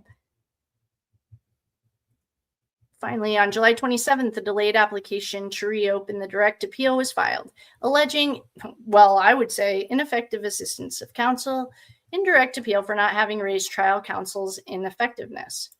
Well, we've already missed, I think this is implying we've missed 2 deadlines. Okay, it's not looking any better. Grounds for relief. Grounds for relief. First ground for relief. Ms. Shirilla was denied due process. Due process of law in violation of the 14th Amendment when insufficient evidence to establish probable cause to bind over her case to adult court was entered. Okay. This ground for relief has been fully preserved and exhausted. Oh my God. Wait, who wrote this? Long ago, the Supreme Court established that the due process clause does require application during the adjunctionary, I feel like her, I don't need to be rehabilitated, hearing of the essentials of due process and fair treatment in blah, blah, blah case. There was insufficient evidence of probable cause to believe that Ms. Shirilla acted No, there wasn't. I highly disagree with this defense attorney. There was, okay, why didn't she break? That's all. I feel like you could write back and be like, fine, she didn't break. Okay, there was insufficient evidence of a probable cause to believe that Ms. Shirilla acted purposefully or knowingly, which would be required for a bindover over the murder and felonious assault charges. Moreover, excessive speed, particularly at the time and place where it was unlikely that there would be other vehicles or pedestrians, is not insufficient in order of the Ohio law to constitute recklessness. Excuse me? Wait a minute. Moreover, excessive speed, particularly at a time and place where it was unlikely. What? Okay, wait a second. This is the dumbest argument I've literally ever heard. This is like saying if you're driving alone on the highway and a statey pulls you over because you're going 100, oh my God, this is like so dumb. So Mackenzie. Of course. Okay. Moreover, excessive speed, particularly at a time and place where it was unlikely that there would be other vehicles or pedestrians, is not sufficient under Ohio law to constitute recklessness, thus eliminating probable cause to believe the offenses of aggravated vehicular homicide were committed. Oh, literally, that's the argument. So if you ever get pulled over in the middle of the night by a state patrol and you're the only one on the road and you're going almost 80 miles per hour over the speed limit, you can just tell them it's not reckless driving because you weren't going to see other vehicles or pedestrians. You'd get your ass kicked if you did that because this bozo was denied the appropriate standard of evidence in the assessment of whether she should be bound over. Due process rights were violated. Denied. Second ground for relief. This bozo was denied due process in law violation of the 14th Amendment when insufficient evidence to sustain the convictions were presented at trial. This ground for relief has been fully preserved and exhausted. For the same reasons there was insufficient evidence to justify the bindover, there was also insufficient evidence to sustain convictions for the offenses of murder, felonious assault, or aggravated vehicular homicide. See case blah, blah. No persons should be deprived of their life under the form of law unless the jurors who try him are able upon their conscience to say that the evidence before them is sufficient to show beyond a reasonable doubt. She did. Okay, your little lady asked for a court, not a jury trial, and the judge was the trier of facts. And they did. She said in her statement that the evidence before her was sufficient to show beyond a reasonable doubt any reasonable fact finder. That's exactly what she said. The existence of every fact necessary to constitute the crime charged. Well, the judge said that there was plenty. Third ground for relief. Ms. Shirilla was denied due process of law in violation of the 14th Amendment when Ohio failed to follow its own laws and improperly amended the coroner's report. Yeah, this one is, I think, the one she could stand on. The rest of them, throw them out. They're trash. This ground for relief has been fully preserved and exhausted. When a state opts to act in a field where its actions have significant discretionary elements, it must nonetheless act in accord with the dictates of the Constitution, in particular, of the coroner's determination of the manner of death is presumptively correct and would have been valuable evidence for the defense at trial. Ohio has not only established that this is a substantial legal significance to the determination of the manner of death to ensure the coroner's report maintains its integrity. Ohio's revised code, section 31319, requires that the coroner's findings in this regard remain undisturbed, absent judicial intervention. Yet here, the Cuyahoga County Medical Examiner's Office amended his report at police suggestion and without following the statute. Yeah, this one, they might have him on this. This one might be okay. Okay. Here in the Cuyahoga County Medical Examiner's Office amended the report at police suggestion and without following the statutory requirements. Ohio has established substantiative and procedural guarantees and procedures attendant to the validity. Oh God, I feel like Mackenzie. Validity of the coroner's report. Ms. Shirilla was denied her 14th Amendment due process when the reports were amended in the manner that took place in an instant in this case. Okay, that's the one argument. Okay, number 3 is the only one that he can stand on, or she. This bozo was denied due process of the law in violation of the 14th Amendment when the trial court dismissed the petition for post-conviction relief on the erroneous bias that the petition was untimely filed. Okay, you can go ahead and sit down now because it wasn't erroneously. It was late. This ground for relief has been fully preserved and exhausted because Ohio's post-conviction relief is necessary to ensure criminal defendants with meaningful review of wrongful convictions. The 14th Amendment due process is violated when courts incorrectly interpret ORC 2953.21. Here, the definition of a trial transcript. Oh my God. We need a t-shirt that literally says trial transcripts in quotes. Like the audacity. Everyone else, and you're the best of the best in Ohio. You guys should take that off your YouTube if you're watching this. It's embarrassing. And I'm not even in your state. Trial transcripts in quotes is annoying because everyone else got it. Okay, the trial transcripts includes the transcription of all proceedings leading to the trial that are necessary for the ensuring of a direct appeal. Had the trial court and the 8th District interpreted the trial transcripts in quotes correctly, the petition for post-conviction relief, which alleged and demonstrated ineffective assistance of trial counsel in violation of our 6th Amendment, would have been heard on its merits. Because trial transcript is not, we need this t-shirt, trial transcripts in quotes, was not interpreted correctly, Ms. Shirilla had been denied due process under her 4th Amendment. See this junk case. Where's that case? Moreover, even if the trial court's interpretation was acceptable, principles of equitable tolling should have been employed to excuse any tardiness in filing the petition for post-conviction relief. This is a trash argument. Even if the post-conviction relief petition was late by 1 day, the 14th Amendment due process should have excused the late filing on equitable grounds. Okay, fine. We're looking up the 14th Amendment. We're going to read it together because I doubt it says.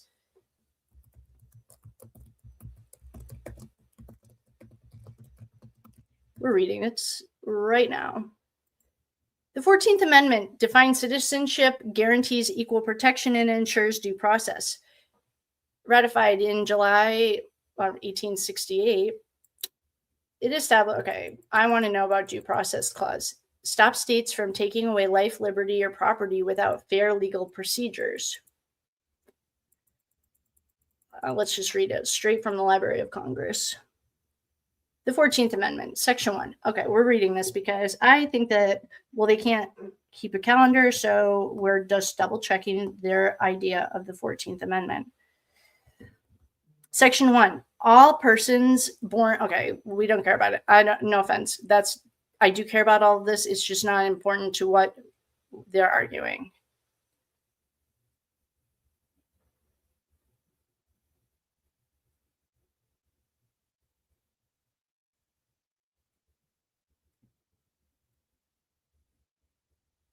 Okay, wait. There's...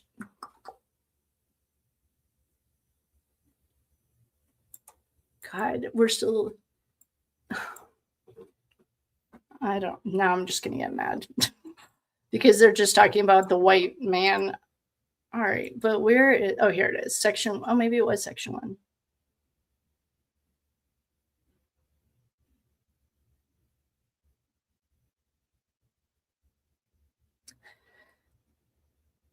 No state shall make or enforce any law which shall abridge the privileges or immunities of its citizens of the United States, nor shall any state deprive a person of life, liberty, or property without due process of law, nor deny any person within its jurisdiction the equal protections of the law. I feel like the 14th Amendment, I don't know, isn't the right argument for this, but all right, we're going to get over it. Okay. In this case, the petition, yeah, you guys missed the deadline. I don't think the 14th Amendment covers that. Okay, Ms. Shirilla was denied her Sixth Amendment right to confrontation when the state filed to present the witness who provided evidence against her. What? The state presented testimony of Dr. Joe Filo to testify about autopsies performed by other medical examiners. Although those autopsies were performed by 2 other medical examiners who reported to him, I mean, come on, you're not going to have every Joe Schmo up there. They all reported to him. It's like Detective Hazoo. Everyone, all right, we need him to say his name because everyone, like, they wouldn't bring up... I'm Detective Hazoo. I'm the one who's been investigating the crash. You're under arrest for aggravated murder ×2. All right. We are going to get off of the Constitution because we're going to go back here to... Hello, everyone. Welcome to Con Air. Thank you for flying the friendly skies with us tonight. We are just... loving Mackenzie. Shirilla finds lawyers just like her. Okay, the way I almost want to get this transcript. I remember this Dr. Joseph Filo. These 2 other medical examiners report to him. This isn't like the state's probably like mine that any Joe Schmo can just get elected in. He's a real doctor. Well, I'm assuming. I remembered him being a real doctor, though. So although these autopsies were performed by 2 other medical examiners, the state did not present those witnesses because they presented him because they reported to him. And Ms. Shirilla was unable to confront them. See, yada, yada. Oh, Massachusetts trial. Actually, I am interested in that case. I am actually interested in that case, but we're not going to go into it now. It's already 11:30. At this outset, it should be noted that Shirilla's attorney failed her at trial on direct review by failing, 1, to object to his testimony. I feel like, is anyone in the comments that want to pull up this test? Oh, actually, I bet legal only has it. I feel like he did object after raising. Oh, he did. Wait, it says he failed to object. And then after he objected, I don't know. Never mind. I guess he didn't. I feel like he did though.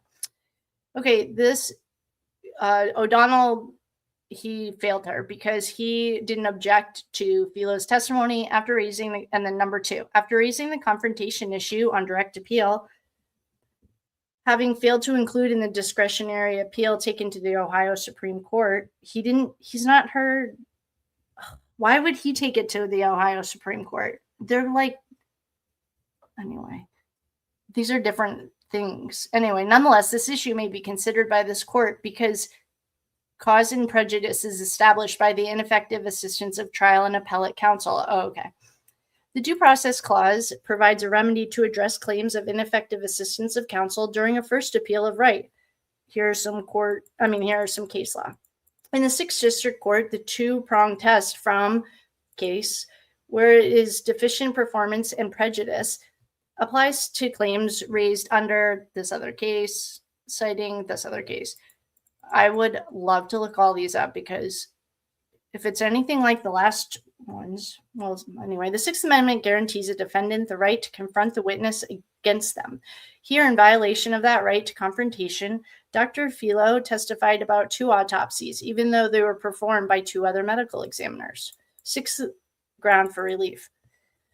Ms. Shirilla was denied her Sixth Amendment right to effective assistance of trial counsel. The effective assistance of counsel is guaranteed by the Sixth Amendment. It may be argued that grounds 6A through 6C could have been raised on direct appeal and were not. If so, those grounds may be considered by this court because cause and prejudice is established by the ineffective assistance of trial and appellate counsel. The Due Process Clause provides a remedy to address claims of ineffective assistance of counsel during the first appeal of rights. Case law. The two-prong test, case law.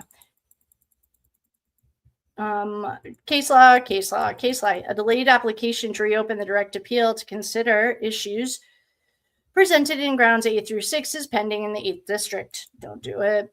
The application to reopen explains that it could not have been filed timely, i.e. within 90 days of the original appellate decision on direct appeal, because the appellate counsel continued on as a post-conviction counsel and was not replaced by undersigned counsel until recently. So now we just have another excuse for missing another deadline. Okay, keep it coming, Mackenzie. It may be also argued that grounds 6C through 6E, particularly grounds 6D and E, should have raised via a timely filed petition for post-conviction relief, and they were not. Oh my God. If so, on these grounds, it may still be considered by this court because cause and prejudice is established by the ineffective assistance of trial and post-conviction counsel. Shirilla's post-conviction attorneys were ineffective because they failed to meet the 360. This is true. They didn't hit the deadline for post-conviction relief petitions. Her state post-conviction counsel, it was state. They were appointed by the state, but they're the best in the state. Post-conviction counsel failed to present issues regarding the ineffective assistance she received from trial counsel and failed to represent her according to prevailing professional norms. Well, I don't disagree with that. The trial counsel was ineffective for failing to object to the amendment of the coroner's report. We just did this. They're giving it its own thing. Okay. As discussed in ground 3, incorporated by the reference herein, the amendment of the coroner's report violated due process. I do remember this being an issue. Counsel was ineffective in violation of the Sixth Amendment for not objecting to the amendment, which materially affected the evidence by removing a statutory presumption that the deaths were accidental. Well, yeah, I remember the argument was like, after we conducted our investigation, it was clearly not an accident. She didn't hit the brakes. She was going 100. Trial counsel was ineffective for failing to object to Dr. Philo's testimony. Yeah, we already brought that up. Now we're just saying that again. Okay. They just are reiterating what they just said. Oh my God, I cannot believe that they are arguing this with a straight face. Trial counsel was ineffective for failing to present evidence that Ms. Shirilla had reason to be in the crash vicinity to pick up her produce. Oh my God, that is nowhere. I can't believe they're bringing this up here. As mentioned in the background above, trial counsel was privy to information from witness Allison, blah, blah, blah, a local grocer whose store was near the crash scene. She testified at trial regarding having known Shirilla and Dominic and provided testimony regarding their relationship stability because she doesn't like to fight in public. More important testimony from Allison that she had left produce for Shirilla to pick up from the storage area of the store was left unasked by trial counsel. This would have explained what otherwise suspicious. There was no reason for Shirilla to have been in the vicinity, probably because he didn't know. My guess is you guys are just making this up right now. This would have explained that was otherwise suspicious. There was no reason for Shirilla to have been in the vicinity of the crash on the morning of July 30th. You guys, Methany has argued this, actually. I mean, you have to give her props when she earns it. She has argued this thing about the grocery store. Remember, we looked at the map together and we were like, that's not even really that close. Counsel's failure to raise this issue during his examination of Allison was ineffective assistance of counsel. Well, your lawyer can only do what he can do. I mean, my guess is you guys just made this one up. Trial counsel. See, now this feels like Natalie. Like, I feel like Natalie sabotaged it, and now she's like trying to argue it.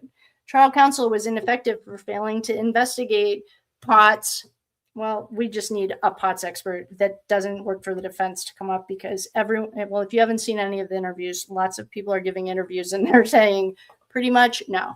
And our friend Free Karen Reed has also noticed that, like, when she's sitting out in the sun on the yard, that's something that you can't do with Potts. It's like totally throws it out the window.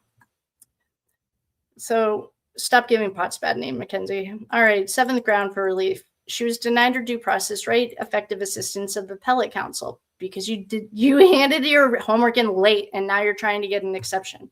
You can't get into Dartmouth because you forgot to apply on time, you idiot. Sorry. Appellate counsel was ineffective for failing to raise on direct appeal counsel's on the record ineffectiveness at trial. Okay, they might have an argument there. Blah, blah, blah. This regard could have raised. Oh my shit. So far, they have two pretty good. I feel like the two arguments, not the argument that the two other corners, but the fact that they changed it, they could go into that, I think. This is all just like, she all of a sudden had produce. Spare me. Finally, as previously noted, there's pending motion to reopen the direct appeal and have the 8th District Court of Appeals review the ineffective assistance of trial counsel on direct appeal. Okay, 8th ground for relief. Ms. Shirilla was denied her due process right to an effective assistance of post-conviction counsel. Okay, I agree with this. All right, so she might have 3 arguments in here. I mean, they missed the deadline. There's no excuse. You're the best of the best, guys. Civil cover sheet. Plaintiff Mackenzie Shirilla. Attorneys Bradley. I still don't know why the defendant is the warden. If anyone knows that, let me know. Oh, because she lives there? What would they argue? Her parents, though? I guess. I don't know. I'm going to have to look that up because that's like something I don't really get. All right.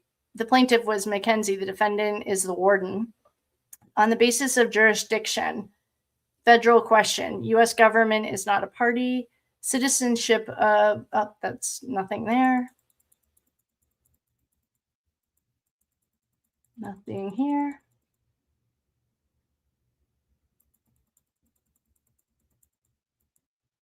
General District Court, Northern, okay, United States District Court, Northern District of Ohio. General Civil. Cuyahoga County. In accordance with Civil Rule 3.8, actions involving the counties and the, okay, wait, that's a different thing. Answer paragraphs 1 through 3 in order. Well, they didn't answer it. Wait a second. Paragraphs 1 through 3. They didn't answer 2. And they didn't, I guess they answered 3. Cuyahoga County in Cleveland. Well, wait. I feel like they didn't really, I don't know. Did anyone, okay, hold on. Does anyone feel any smarter? What am I missing here? I'm coming back. Hello, my friends. What are we missing? I'm missing something. Oh, hello, my friends. Welcome, welcome. I'm so glad you guys are here. Hi, everyone. Oh, here. Thank you for answering, Debbie. The warden is who has her confined, and they are saying it's against. Oh, okay. I get that. This is wild. I don't feel like any of that was. I feel like they could argue on the. I do remember the autopsy thing being an issue. I'm glad that I almost like want to reread some of the trial transcript because I feel like the trial transcript just kind of negates it all. Okay. So the reason that it's against the warden is because the warden's the one confining her. Oh, so when you become a warden, you also, that seems like a lot of responsibility. All right. Well, they know everything. Yeah, I agree. Okay. Where are we? Oh, please. Yes, you guys. Thank you so much for coming and hanging out with me on this night. We just had like a miraculous fly through the friendly skies because this guy was, oh, I'm so glad it all worked out. I'm so glad we're all here. Oh, hold on. I feel like I need to thank you. I keep calling you Peggy. She works with me. Thank you, Debbie. I do want to keep your beautiful comment, but I also want you guys to see my Con Air sweatshirt. Oh, excuse me, Mr. Con Air. I got the cozy warm one. Oh, Peggy. Oh, geez, Debbie, I'm sorry. This is the gray camo. I don't know if you can see it, and yesterday I wore a bet, but the white is really hard. I forgot. I don't know why. Every single time I like white, I buy it, and then I remember I can't wear it because I am not like clean enough. Like it gets dirty here and stuff. But anyway, welcome. Sorry, I didn't mean to offend you. It's just them. Offend who? Oh gosh, please don't fight. Okay, now that you've seen Con Air, is Bobby? Brian, thank you, my love. Oh, my friend, thank you. What's going on down here? Hi, everyone. Every conversation that her and her mom. Oh, I want to re-listen to all of them.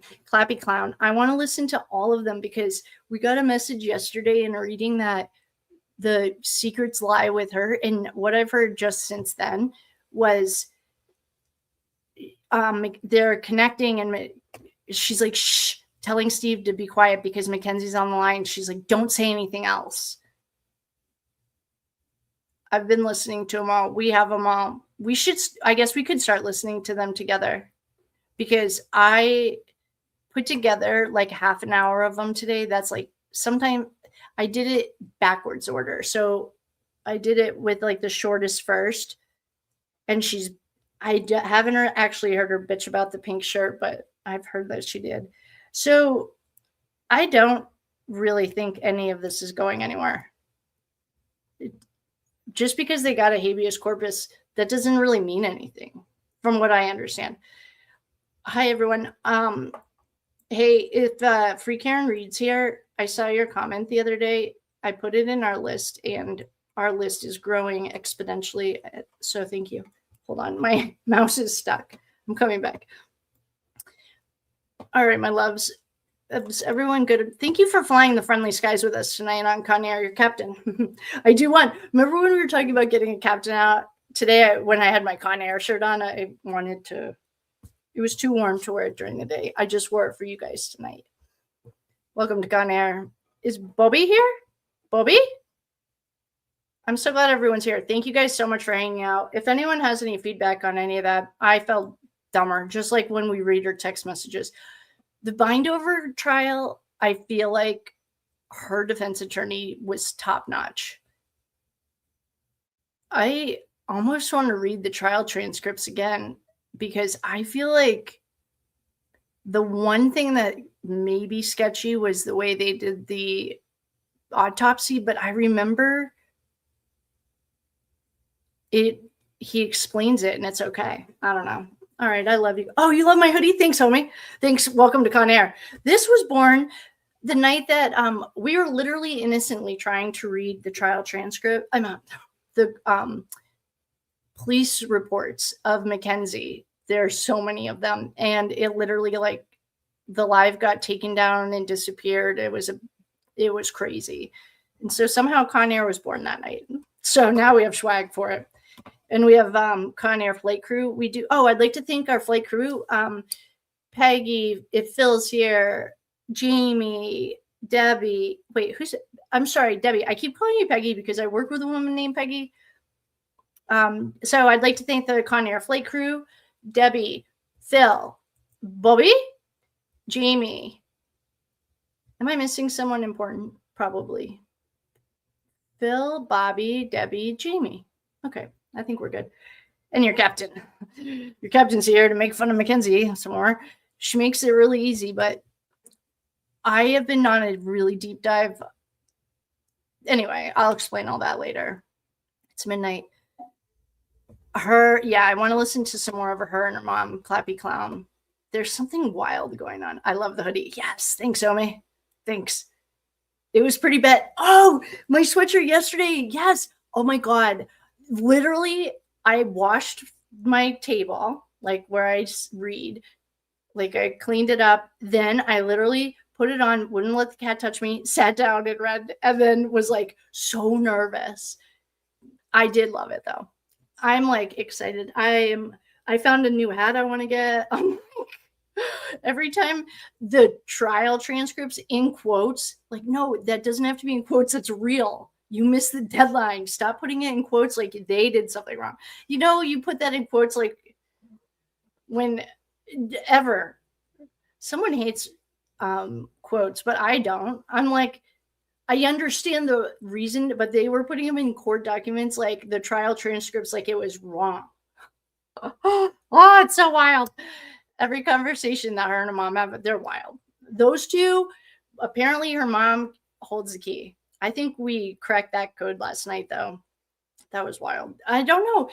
I guess I must have known that was coming. I just like every other case, when it actually shows up, it's like, oh, okay.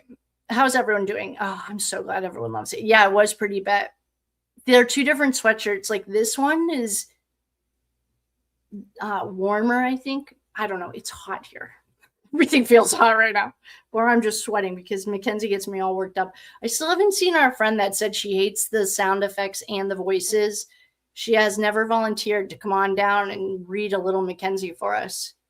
You can read Mackenzie and I'll read Dom, because that December or July 16th, remember when Chris Cuomo was on and we had the whole list going, like rebutting or rebutting everything? I need to find that because that would have come in handy tonight. All right, my loves. Well, it has been a wonderful flight above Conair, or aboard Conair, above the friendly skies. Oh, is Cowboy in here? Does he want to come up and explain what Conair is like? Cheyenne is spilling all the tea. She hasn't released, I don't know if she's just mind fucking Mackenzie or what, but she released the one comment or the one video, like, I have the screenshots and the recording. And that's what I grabbed the other day. And then you guys, one thing I don't want to forget to show you. I'll remember in 2 seconds. She is releasing it, like dripping it out. I feel like she's just like mind fucking Mackenzie. I want to show you guys this video because I don't feel like I explained it. It's just a short, and it's Mackenzie writing in the back of, after we were, maybe this was from Free Karen Reed. I was watching everything in chronological order. Oh my God. I literally could watch those all, like the body cams, like 400 times, and I see something new every time. But in the back of the cop car, when she gets arrested and she's just sitting there, there's a song playing, and my captions were on, and the captions talk about a crash, and she like touches her ear right after it says like the crash. And I feel like I didn't explain it well because I saw a comment that said, I don't get it. And I didn't, this is the song that was just playing in the radio. I'm going to pull it up for you guys because it was wild. And I have the words to the song in the comments. So, or not in the comments, in the description. So I'm going to pull that up too because it was absolutely wild. All right.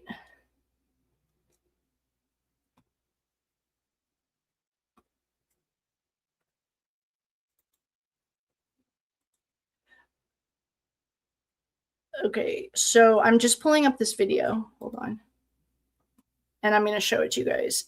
But I also want to read the words that go to the song. It's really crazy because she touches her ear. 2 seconds.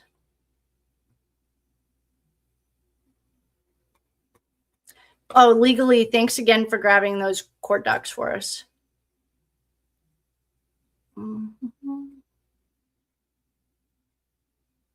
Okay. So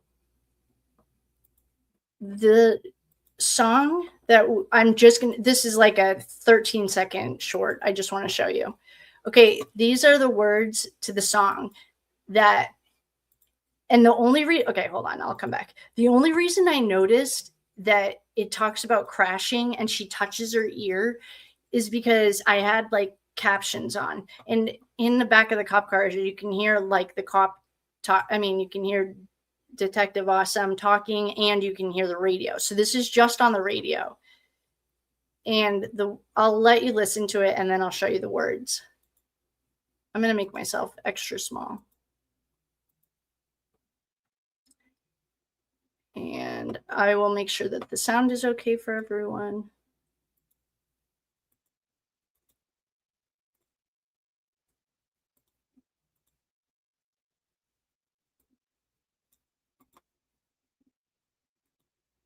Okay. Hopefully the sound or the caption. Okay. So the words to the song. Wait, where are you guys? Oh, there we are. The words to the song are wild. It's like high dive into frozen waves where the past comes back to life. Fight fear for the selfish pain. It was worth it every time. Hold still right before we crash because we both know how this ends. Our clocks tick till it breaks your glass and I drowned in you again. When she touches her ear, that line had just gone, hold still right before we crash. So that's why I thought it was so wild. Oh my God, you guys couldn't see that. This is what I was just reading to you. It says, high dive in the frozen waves where the past comes back to life. Fight fear for the selfish pain. It was worth it every time. Hold still right before we crash because we both know how this ends. Our clocks tick till it breaks your glass and I drown in you again. And then, so that's the song. So what I did was I just lowered all of the background noise so you can't hear the cop radio, you can't hear him talking, you can only hear the song. And that's the wild, eerie song that was playing. So now with that context, I'll show you again. It's only 13 seconds. She also looks demonic right there to me.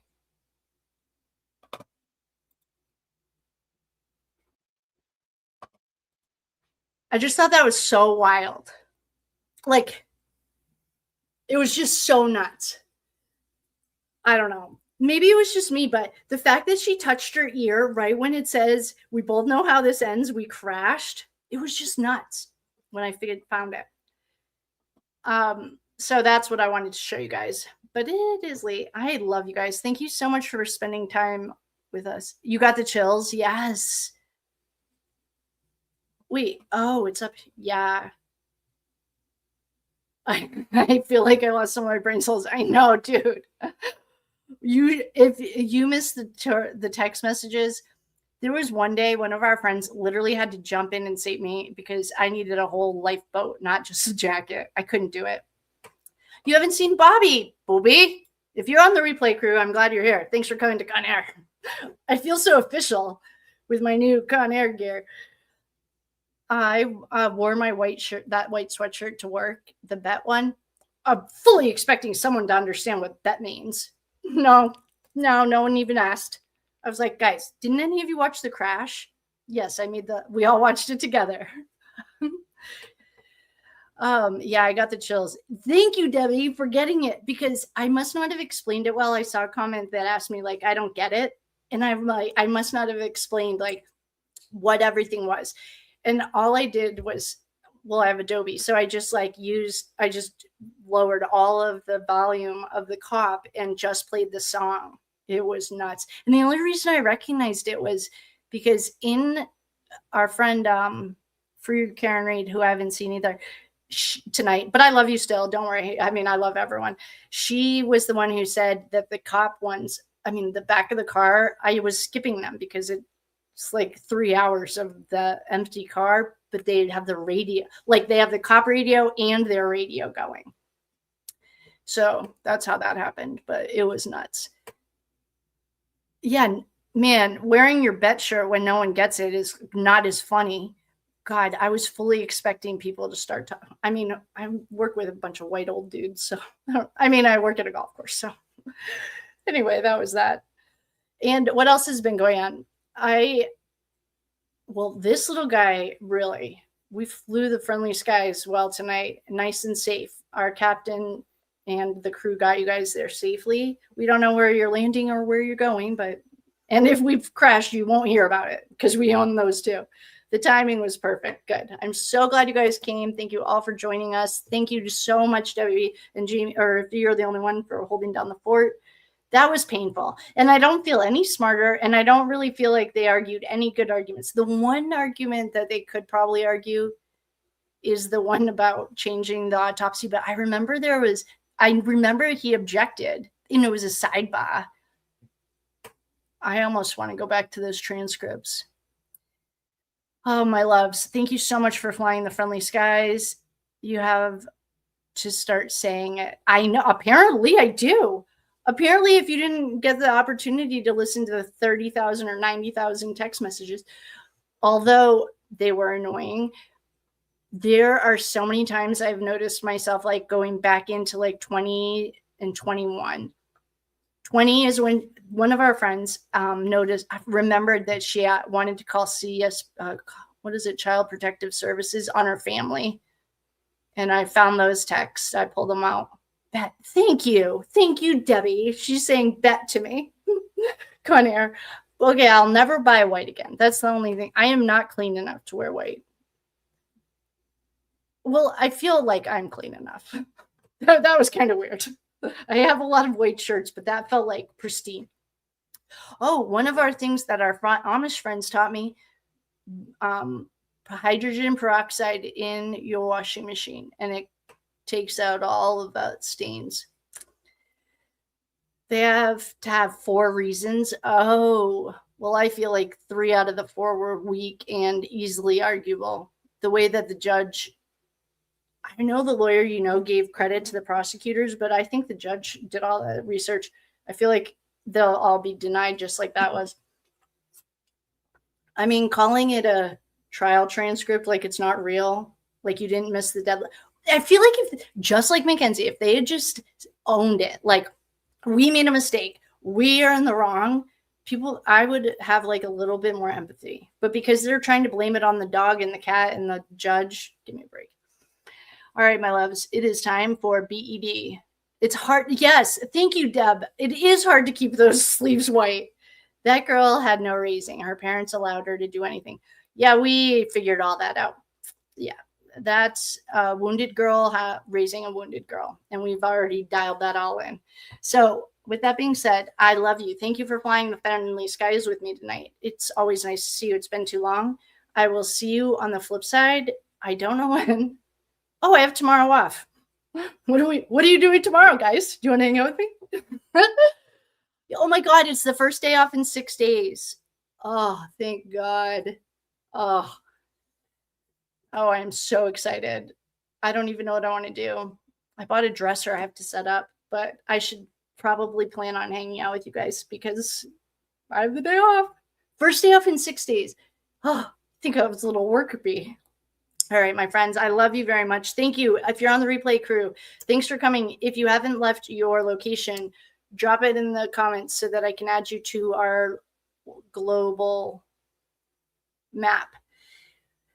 We are going to help the earth and humanity with each other. We can't do it without you. There are only 2 rules to riding on Conair. Don't be a dick and act like you're an English lit, not on Facebook. And then you can fly the friendly skies. I'd like to thank our flight crew and all of our friends. Thanks for the super chats and the members. And I love you and good night. And I think you guys are wonderful. Thank you, thank you, thank you. Yes, let's hang out tomorrow. All right, let's do it. I think we should. I mean, come on. 6 days. I haven't had a day off in 6 days.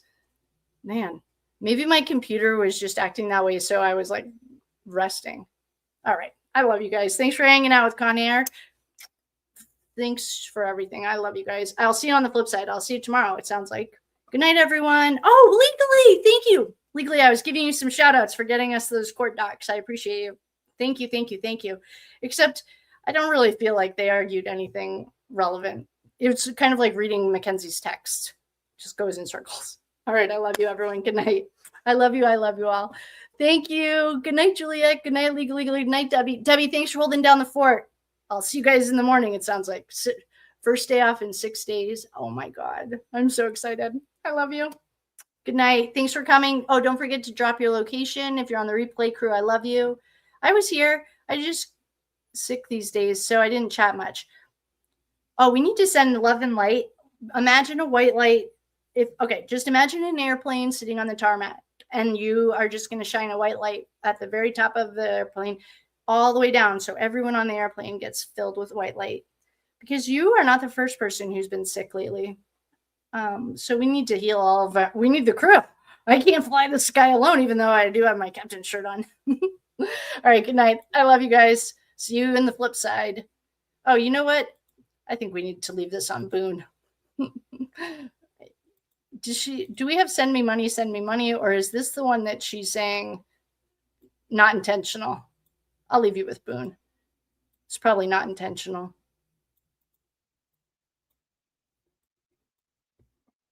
Oh, here she is.